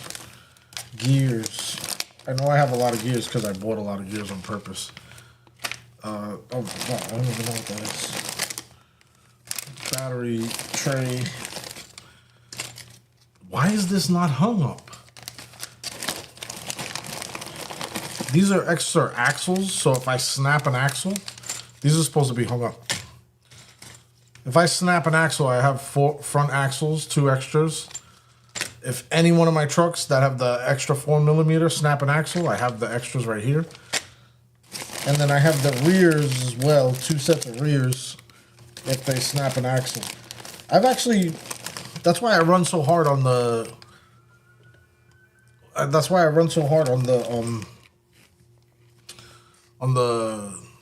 center blocks and the rocks and everything that I do. I want to see if I can break something sometimes. But don't think I'm breaking it and I don't have a backup. I definitely have a backup. This is a vertical servo mount.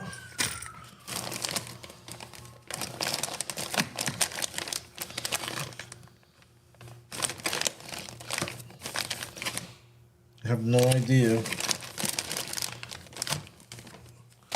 Bearing set. Differential. What happened?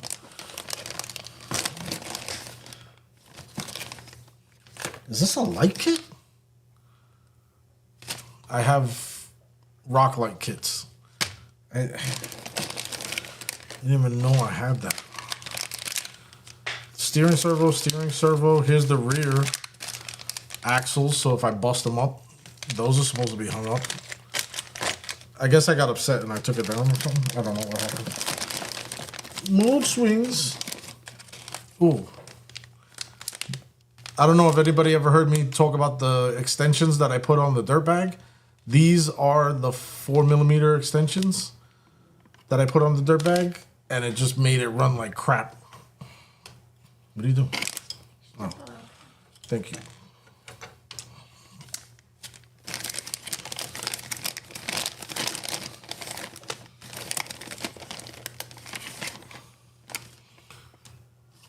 Are those gray? Nope, those are black. Oh, is this for the dirt bag? Oh my God. Look, upgraded knuckles. Brass knuckles. What? Oh, that's just a regular. That's a big motor though. 370. Well, you can tell I haven't looked in here in a while. Jesus Christmas. What the hell, man? I'm gonna do another build soon. Alright, let's get all this crap back in here. I gotta go through this another time, not on the live, my bad. But I'm really trying to look for this stupid piece. I can't believe I got... Why do I have 2 Viper motors, but I don't have... I must have... These must have ESCs in them. I think I got one for the... One of these gotta be for the Ascent. Yeah, because it... Definitely, because it's for the Ascent 18 as well. So one of these Viper motors was for the Ascent. So I definitely want to throw this in the Ascent, man. That thing will probably be disgusting. No, these are all the stuff that I had out here already. Yeah. All right. that truck will be disgusting with a full brushless motor in there like that. Oh my god.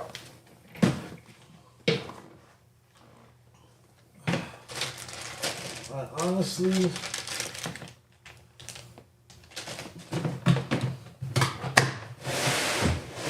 I found my other rag. Okay, hold on. What the hell? Where is this? If it's not there, then where is... Oh, I said in the dump truck, right? It might be in the dump truck. Oh, God. Just bear with me. I'm attempting to grab my dump truck parts.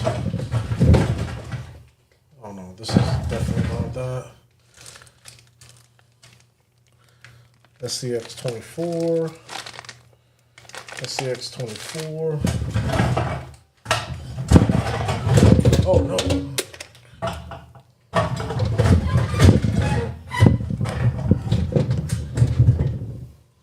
Okay, no, it's not in there. What's this? Oh no, everything's dumping out.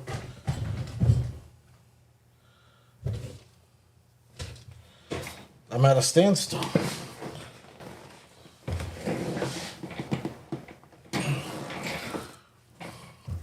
Get out the way. Alright. So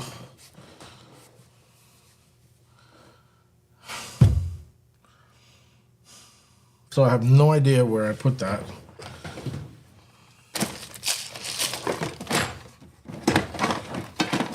This is snow. No.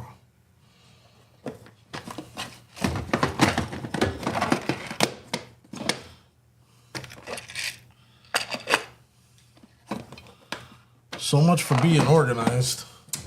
You know what it is? I let a lot go all over the place and I wasn't paying attention. And now I have things all over the place.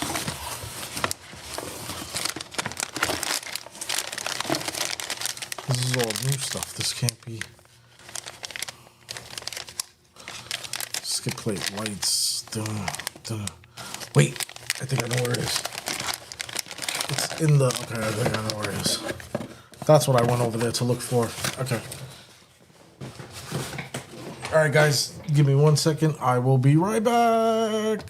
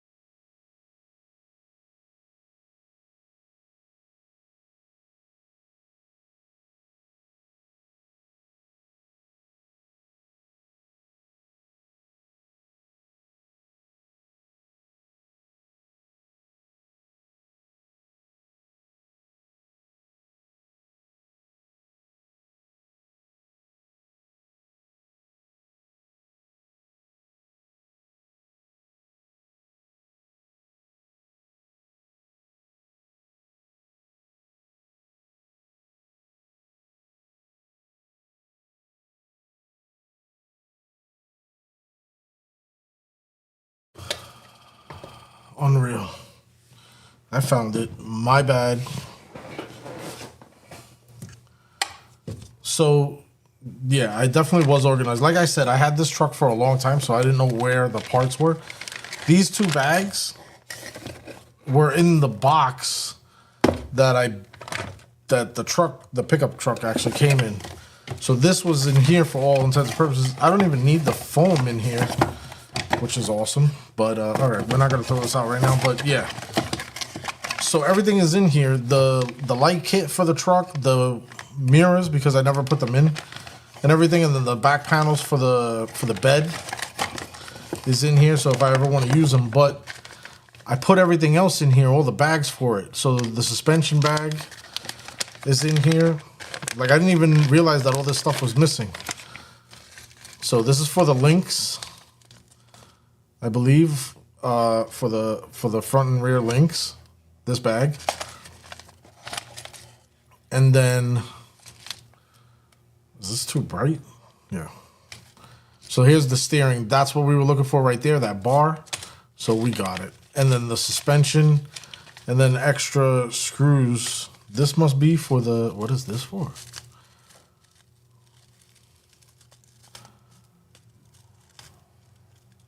That is a lot of, oh, this is the body. The screws that came with the body. Okay, okay. All right, cool. So we did find everything. Everything was right in here. I didn't really name this truck yet, so I was, you know, normally my plastic Ziploc bags are named, and I'm able to find the stuff fairly quickly. But like, I couldn't even picture or remember where I put the parts. The last thing to look through were these. I have every one of these that I built, even these, they have parts in them and whatnot. It's a good way to, like, so you don't got to keep buying like plastic parts bins and everything like that. So yeah, the main thing is that this definitely is not the link for this.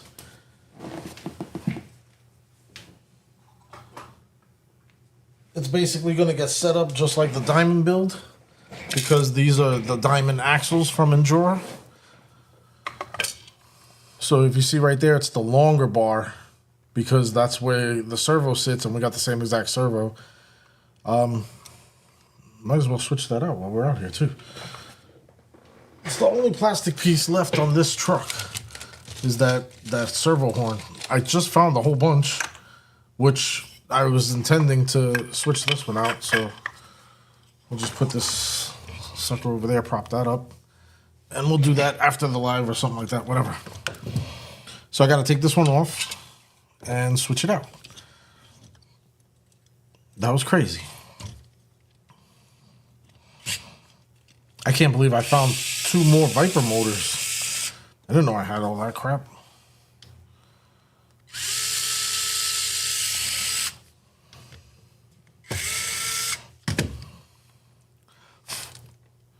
All right, so we're just going to take the hardware out of this bar and switch it into the new bar, so that way I don't got to go crazy finding the hardware and whatnot.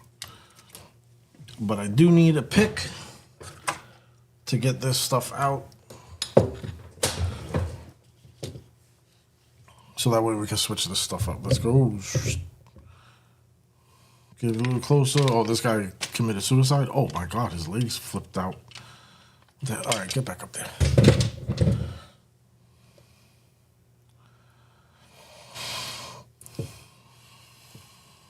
So these basically have one way to get out, as you can see, like that. So it's not that side, that's the thicker side. So I'm going for the smaller side, obviously, blah, blah, blah, blah, blah. Everybody's like, we know all this, man. My bad, people. All right.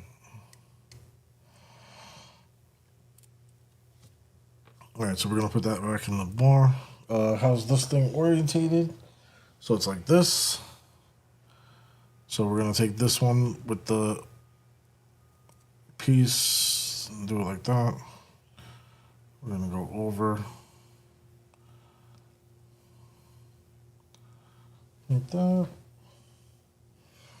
That's good. And then this one is going to go this way. And then we're going to go over with the rubber, with the thing like that. And boom, we got that ready. We got our screw right here, and that's on the right side, so we're good there. If it already had thread locked, it definitely doesn't need more, because look at what the screw looks like.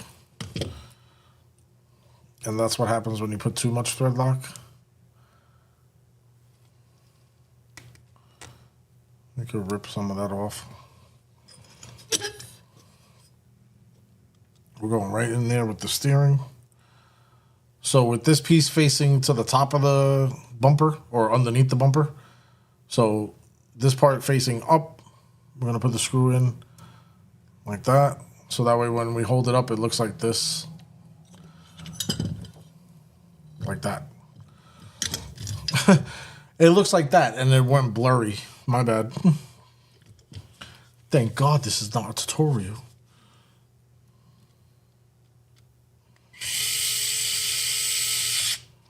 Sweet. Alrighty. Let's get this in here.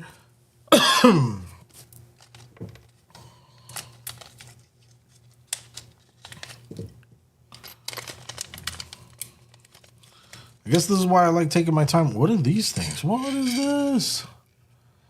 So I just looked in here. What is this for? That's a spacer. What is that for? Does anybody know what these spacers are for? Look at that. This came with the servo. They just give them the hardware, they'll know. What the F, man? That's the hardware that came with the... No, I'm sorry. That's the hardware that came with the servo horn. Just the horn, this piece. What the heck is that? I guess to space out for the screw, right? I guess that's what I would think. And everything. All right, so we're going to match the same. So it's going to go this way. We're going to take this off for now. And we're going to run the wire back here. We're going to get this hot doggy in the place. And then we're going to get those 2 screws in there. Don't need the pick anymore. And we're definitely going to use some thread lock on this bad boy as well. I guess I could go with shorter screws, but nah. Why? It's not like I have them. I need to get a screw set of this proper millimeter of screws and whatnot. That's not even gonna, is that even gonna fit? Oh, it's very violent. It went.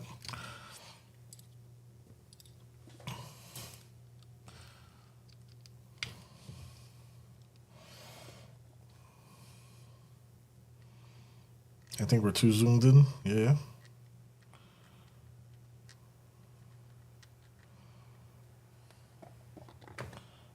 Whoa. When you can see an X-ray of my arm, yeah, it's. I think we're too zoomed.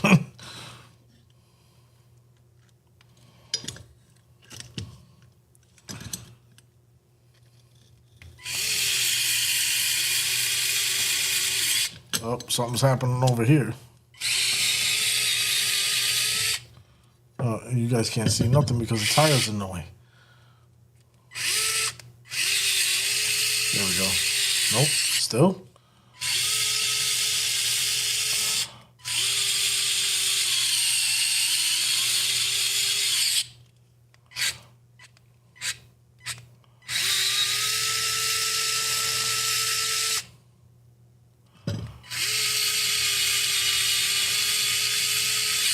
There we go.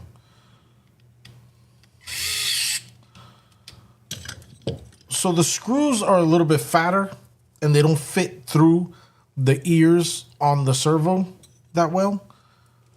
So what you were hearing was me, it was tapping the ears on the servo because they're made out of aluminum, right? So, and what I'm referring to as the ears are these pieces right here that hold the servo down.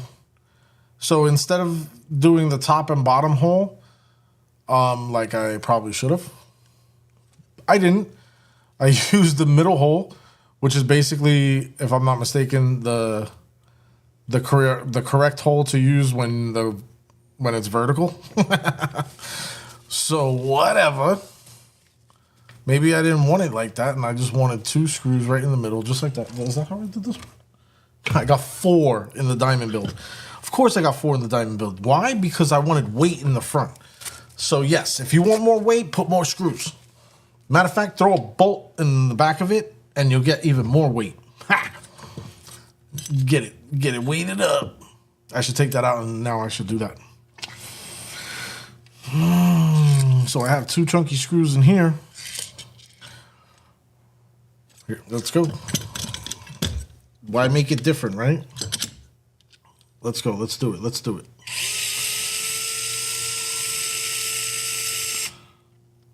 So I'm taking these out of the middle and putting them on the bottom. These ones that I have for the top, I am... Do I need thread lock? We'll just do a little wiping over here of the thread lock, whatever. We'll go on the top hole. Sweet.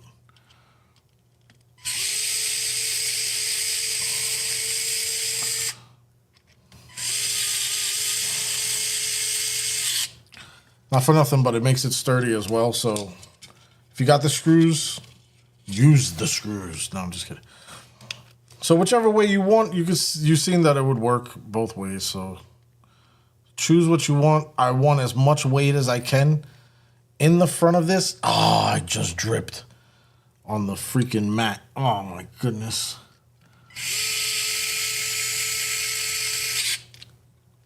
So I want as much weight as I want in the front. And the reason is simply because I have the dual wheels in the rear. So to naturally compensate for the dual wheels in the rear, I need as much weight as I could get in the front. And that's what I did with the other truck. And the weight bias on that truck is actually incredible with having the 4 wheels in the back. Because these are all aluminum. All this is aluminum, and then whatever, the bolts are steel. And everything like this weighs back here, man. This thing is serious. So I need all the weight in the front. In that truck, I actually went to the extent of putting the brass lower. Here, I'll go to the overhead. So I put the brass lowers on the... Come on, focus. Focus. Really? Here? It's focusing like on the tire. So I put the brass lower cups on the suspension in the front. I got the brass ones. I have 2 more sets because it comes in a set of 4 and I put the regular ones in the back. Like that's how much I tried to throw as much weight as I could in the front. That's why it was very important for me to get these for this build. There's a lot of brass weight. It's very, very heavy for the front. And I also have the 1-up brass inserts on here from Mofo. You want heavy brass, you get Mofo brass. That's how I feel, man. You really want that heavy brass? That's what you got to do. All right, so let's wire this bad boy up. So we have a signal, positive, negative. So obviously we're going to turn it around because white is signal and negative is blick. And then we're going to just plug this into a regular battery. We're going to get that. And now I'm not a professional at using this, but I just go down to the servo. And you can do test. So that's supposed to be centered. This is off-centered. You could have it rotate. Well, turn, I guess. You can hear it. You guys ain't seeing it, but hold on. Let me get it into position so that way you guys can see it.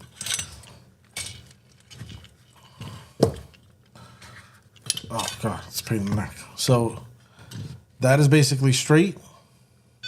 That's turn. Turn. And then we can make it modulate. There it goes. Oh, no.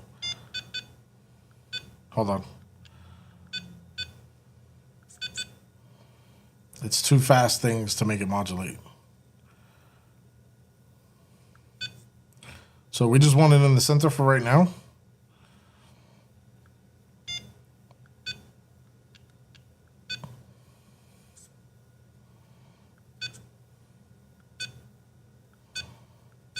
Yeah, that one's way shorter than the other one.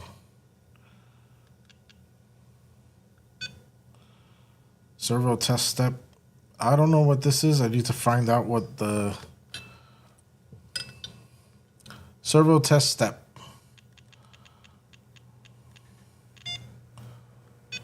I guess that's all the way. We'll find out right now.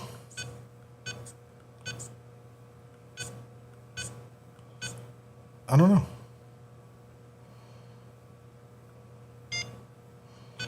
I wonder if that's the maximum distance. We'll go to 10.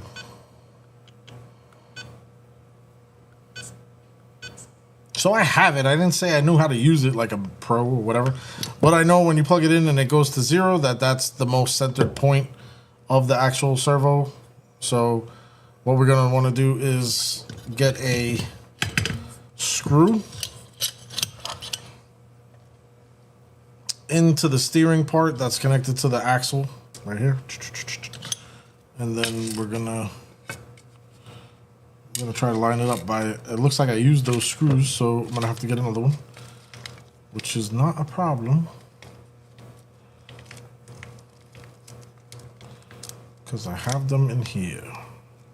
I think it's gonna be this one right here. Is it too long? That's not too long. Come on, you.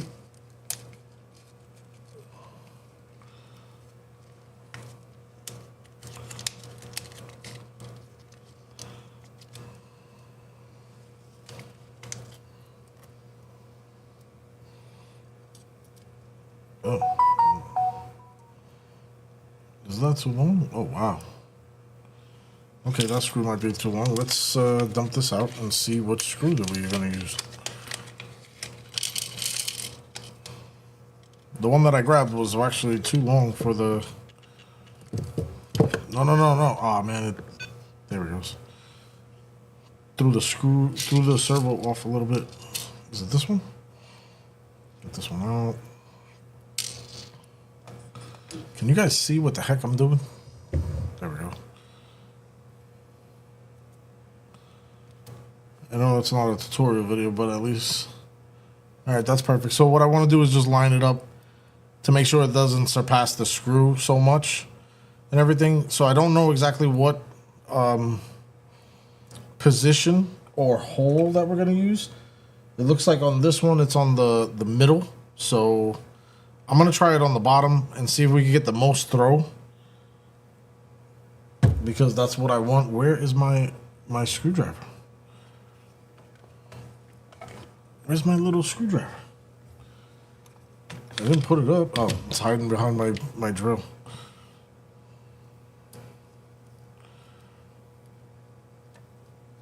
All right, so I'm putting it on the bottom hole on the horn, so that way I can get the max throw. And we're going to see if that works. So now we're going to try to line it up. It looks like it's not. It doesn't want to. I think my camera's off a little bit. Or my. They look weird. Okay.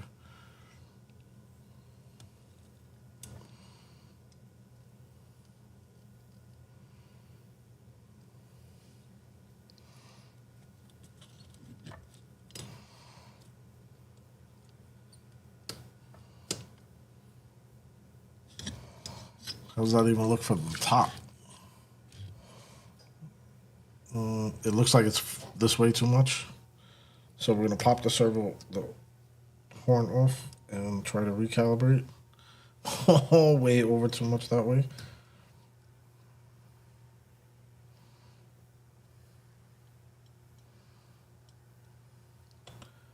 Oh. So the horn pops out too much. I think it has to go behind it. I think the screw has to go behind the horn. So we're going to take this out from the front side. And we're going to try to put it through the back and see if it'll work better. It seems like it's not lining up enough. If that makes any sense. Did I put that other...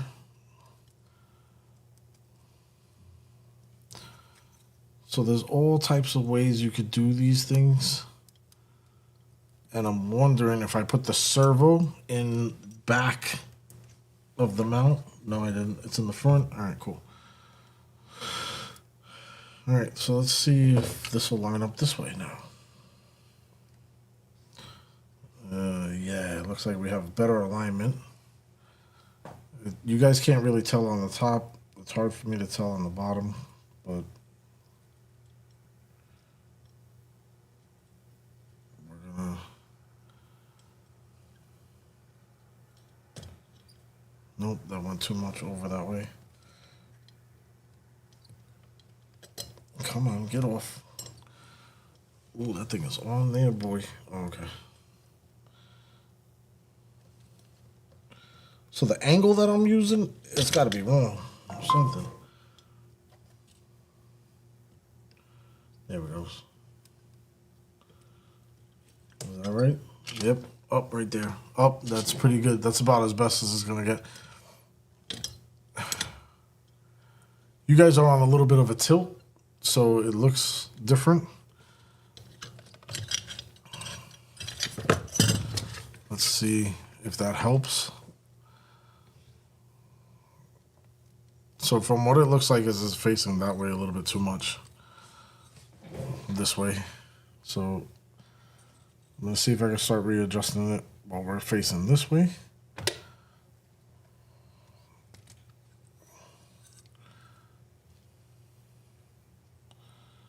So where I think it should go is like right about here.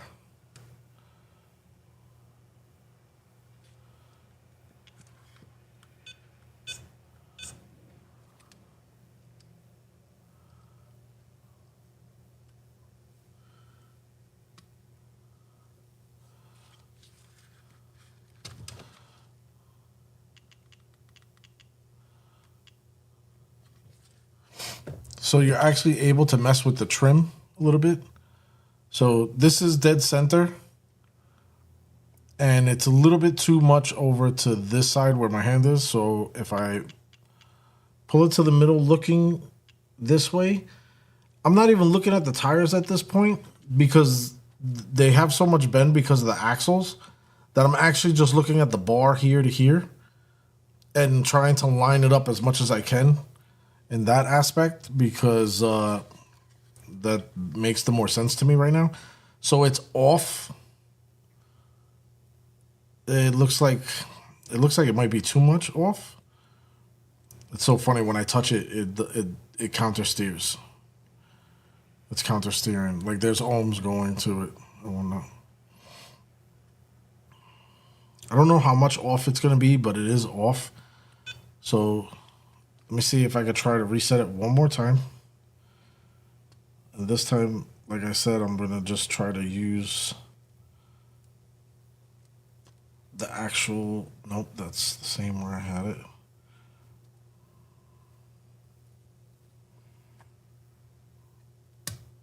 Nope, that's way over to the driver too much. Yeah, it's gonna have to stay right there right now. And then what I'll do is I'll try to recalibrate it in the...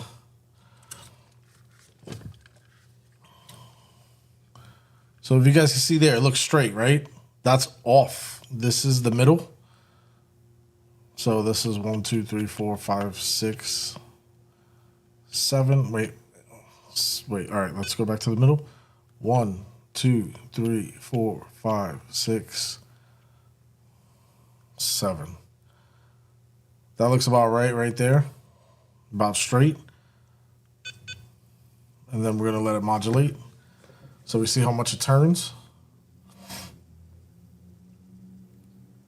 So of course I'm going to recheck it and reset the trim in the, in my controller when I get that done and all that stuff. But for right now, this is good enough just to get the ball rolling.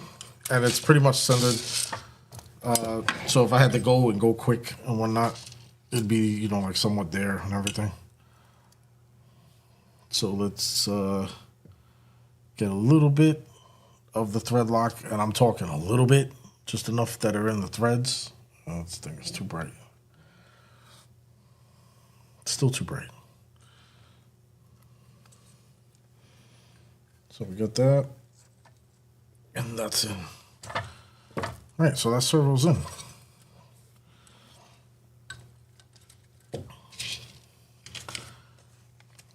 Could we say that that wasn't bad? That was a nightmare. It took forever.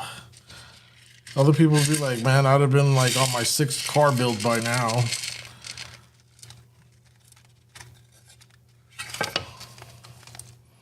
But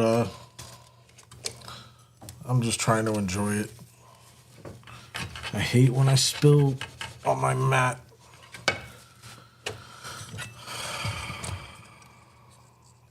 Ooh. So let's so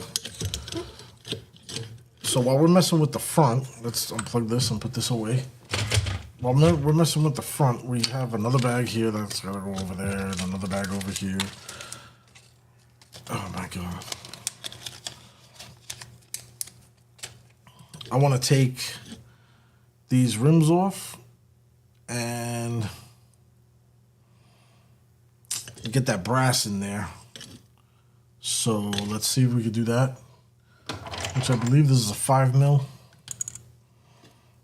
These don't fit. I have the mofo.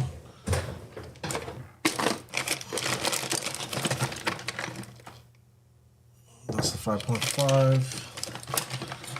$5. So mofo makes his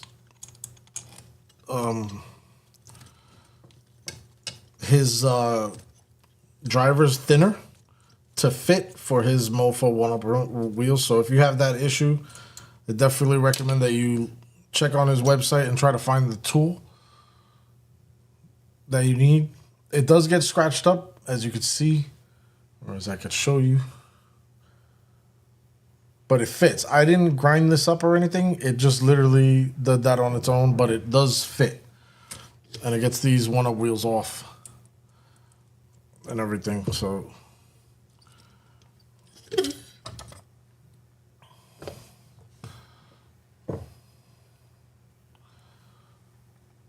So if anybody gets these, you know what you're messing with. All right, let me get these screws out. 1.5 mil is going to be for the 1-up wheels, for the hardware that comes with them. You have to choose when you purchase the 1-up wheels, I think, if you want black hardware or silver. I know I got the black hardware when I ordered the dually, so just keep a lookout under the description for that if you're doing,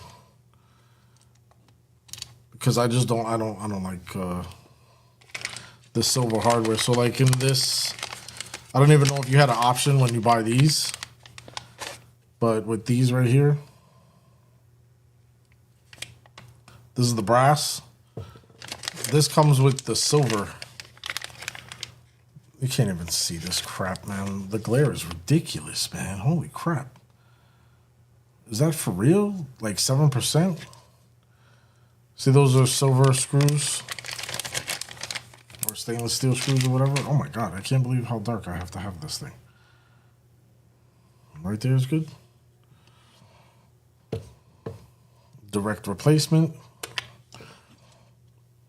Get that brass on there. So now, the pattern of the front and rear rim is slightly off. I got this idea from James RC Garage. He told me, he's like, you go offset them. So if you don't want them in the star pattern, you go offset them so they look a little weird. So I did that on this build and whatnot. And I like it. It's a cool difference and everything. But if you know, you know. And if you don't, you don't. So it's a cool little sneaky like head nod to James RC Garage. And a matter of fact, all the rims are like that on this build and everything, so it's cool. I like the way it came out. It gives it some more character, like the rear rims. And then I put the purple center cap, as you can see in there.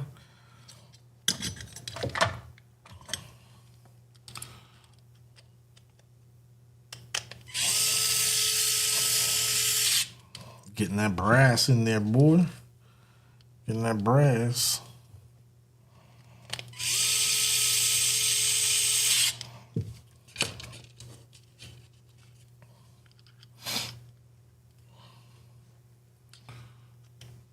I should just do the 4-pattern lug nuts like that. No, I'm just kidding. You know what I would really like? If they made the spike lug nuts for the 118 scale for these. I don't know if you guys seen them. I seen them on the 110 scale, the spike lug nuts. Oh, that they typically on like 18 wheelers and whatnot, real 18 wheelers. I know they have them for the what is that called? They have them for some 110 scale builds, and they definitely have them for the 114, which is the tractor trailer builds and whatnot. So that's cool. Computer, what time is it? Good afternoon, Hugo. It's 4:22 p.m. Thank you. Right after we're done this, I'm gonna cut the live stream because I got my wife passed out on the couch over there. She shouldn't be sleeping right now. She's gonna mess with her night schedule. No, I'm joking. But I feel like she's bored and I would like to watch a movie with her. Doo-doo-doo. I'm not ashamed to say it. I want to spend time with my woman. Y'all don't talk to me. No, I'm just kidding.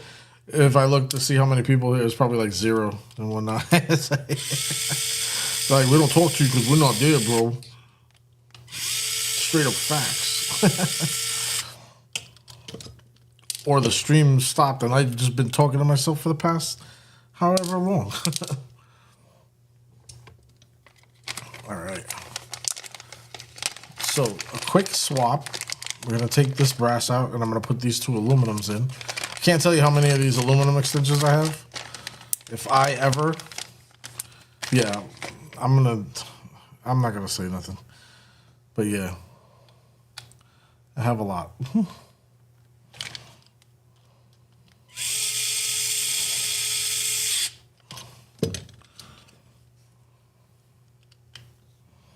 Let's go.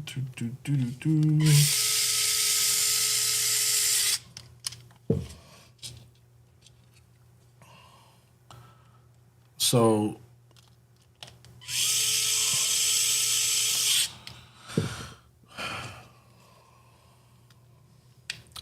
my wife contributed to my building my indoor course this weekend. I'm building it through the 3D printer, and I'm able to print out the course. So I did like a rough calculation estimate of how much material I needed. So they sell it in certain levels. Like you got, 1 gram is not 1 gram. 1 kilo is the normal reel or, reel of filament, they call it. So 1 kilo is the normal. When I did the mathematical equation, I needed, I can't remember how many kilos it was. I think it was 5, 6, 7, 8 kilos of filament. Right? So, I told my wife, she was like, oh, how many do you, what do you need? Blah, blah, blah, blah. And she was yelling at me. She was like, all right, so buy it already. Like, what are you waiting for? Blah, blah, blah. And I was like, oh, not right now. Like, I just don't have the time for it right now. Or, the funds for it, particularly. So, she ordered it, and it came in the other day. Do you have any idea what 5 kilos of 3D printed filament looks like? I'm going to show you before I cut this live stream, because I'm going to go grab it, because it's ridiculous. So my machine can't hold it, so I actually had to order another piece that we're waiting for. Otherwise, I'd be printing right now. And that's why I got bored, because I was designing, and I was like, oh, because I have I was designing the bridge, because I have the materials because she bought me the materials. So I was like, yeah, boy, you know, I got the materials and everything and whatnot. So if anybody's here, I'm definitely going to show you guys what 5 kilograms of 3D printed material looks like. So give me 1 second. I'll be right back.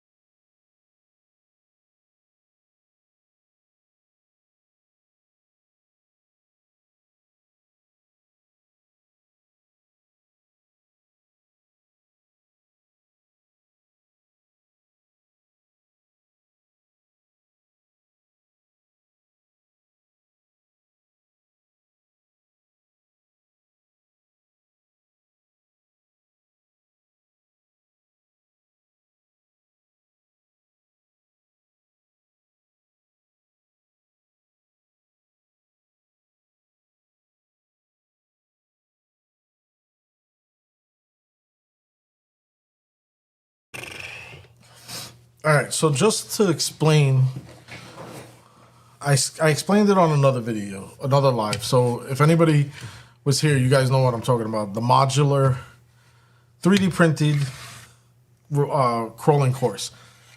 So I printed this one out when I first bought the folder to print this and everything, which it has 9 male pieces that are all different. And then it has 9 female pieces that are all different that have this end to them.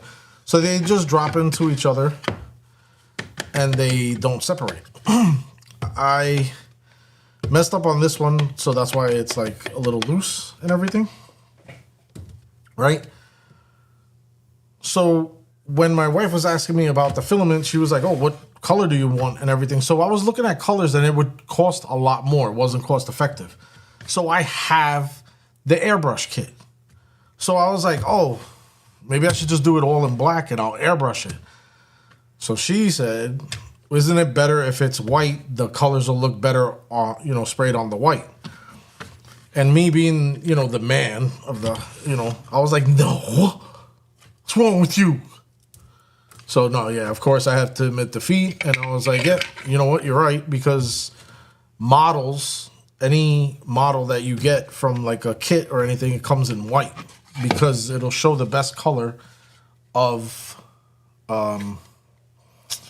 basically whatever you spray on it. So white it was, and white is what I ordered, or what she ordered for me, I should say.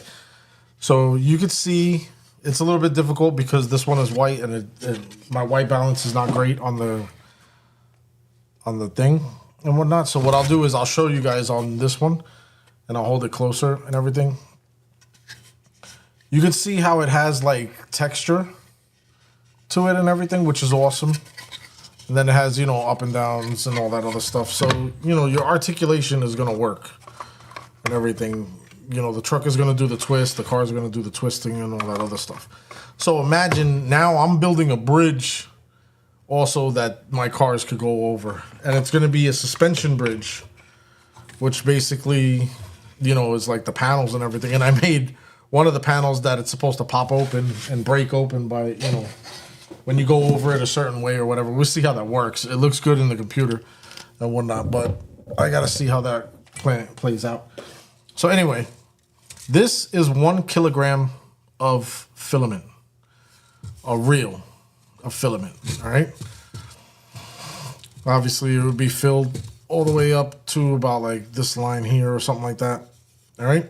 This fits into the printer and anybody's printer. It, you buy it, it goes into the machine and it works The machine pulls it in and all that other stuff, and it's fine. This is the standard. The machine could just use this. It's plug and play right now. So this is white filament. So if you're interested in getting, you know, huge quantities of filament and you want a name that you can pretty much trust and whatnot, I'll be honest with you, I've been using this company and it's on Amazon. They're awesome. They have a lot of high ratings, a lot of people recommend them and all this other stuff. This is 3 kilograms of material.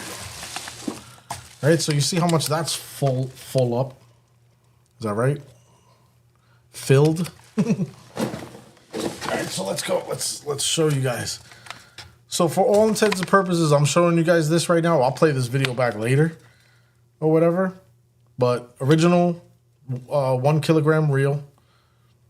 So 1 kilogram is 1,000 grams, right? So this is 3,000 grams. Let me show you this 5. That's all wrapped up. I gotta. Oh, what's up with that? Well, let me get this one back in the box because I'm not ready to use these yet, so I don't want them to get messed up. I'm waiting for a device that holds these reels off to the side and allows them to spin freely, so that way the machine could pull the material when it needs it and continue printing without me moving this at all or whatever. And whatnot. So this, oh Lord. This, for all intents and purposes, is my indoor course. This is 5 kilograms of filament. Look at the size of this thing. 5 kilograms of filament. Look at this thing. Look at all that. So this is my bridge, or that one's my bridge. It depends on which one I want to use. I'll probably use the 3 kilogram for the bridge. Each section almost takes about, it depends on how vertical the section is. But the more vertical the section is, the more time it goes on. But a normal one of these prints takes anywhere from 6 to 7 hours. If it's higher, it'll go up to 8 hours or whatever. So imagine, I don't want to reel this thing onto small portions when I got this thing coming in, this brace that holds this thing up and lets it spin freely. So it's like a direct feed, basically tapping into a keg for the 3D printer so it could just keep going. So I'm gonna do a maintenance before I do this and whatnot, but this, for all intents and purposes, like I said again, is my indoor course. Thank you, babe. This is amazing. This just came in today. It's crazy. 5 kilograms. I've never seen this before. This is insane. All right, people. If anybody's there, or if anybody's watching on the repeat, whatever. Thank you guys for all stopping by, hanging out, BSing, and whatnot. I'm probably not going to touch this truck again until next Saturday because it was supposed to be the Saturday builds for this truck. It was supposed to be what I do on Saturdays and everything. I'm happy I jumped in and I did some things because we ran into a lot of issues today, and I ran into a lot of things where I didn't know where certain things were. So I'm definitely happy that I jumped on to it, found what I needed, and the build is underway, and I'm very excited and happy that it is. I'll just give you guys another close-up look of what's going on and where we're at right now with this build. Rims, front and rear. I want to change these tires out. I don't think I'm going to keep these tires, so we'll see what happens with that and everything. But yeah, that's where we are right now. Overhead shot, if you guys want to see it. Boom.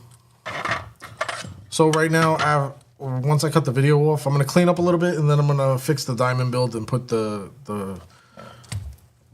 I gotta find the horn for it and whatnot. So we'll see how that goes. All right. Other than that, oh, this is gonna sit there. I'm gonna find. I have another one of these, so I'm gonna find that too and build it and whatnot. So thank you guys for hanging out. Whoever stuck around and hung out, I appreciate you. Everybody who jumped in the chat and said something, I appreciate you guys too. Even though you were quiet and then you jumped in when I asked for it, definitely appreciate that and whatnot. So with that being said, more and more things are coming. I cannot wait to print out and start spraying that. I gotta use that. Can't wait to print out the course and start spraying it and show you guys some videos of it and everything like that. Have a lot of ideas with that thing, so it's insane. With that being said, my name is Hugo with Urban Crawlers, and I'll see you guys next Saturday at 1:30 p.m. Eastern Standard Time.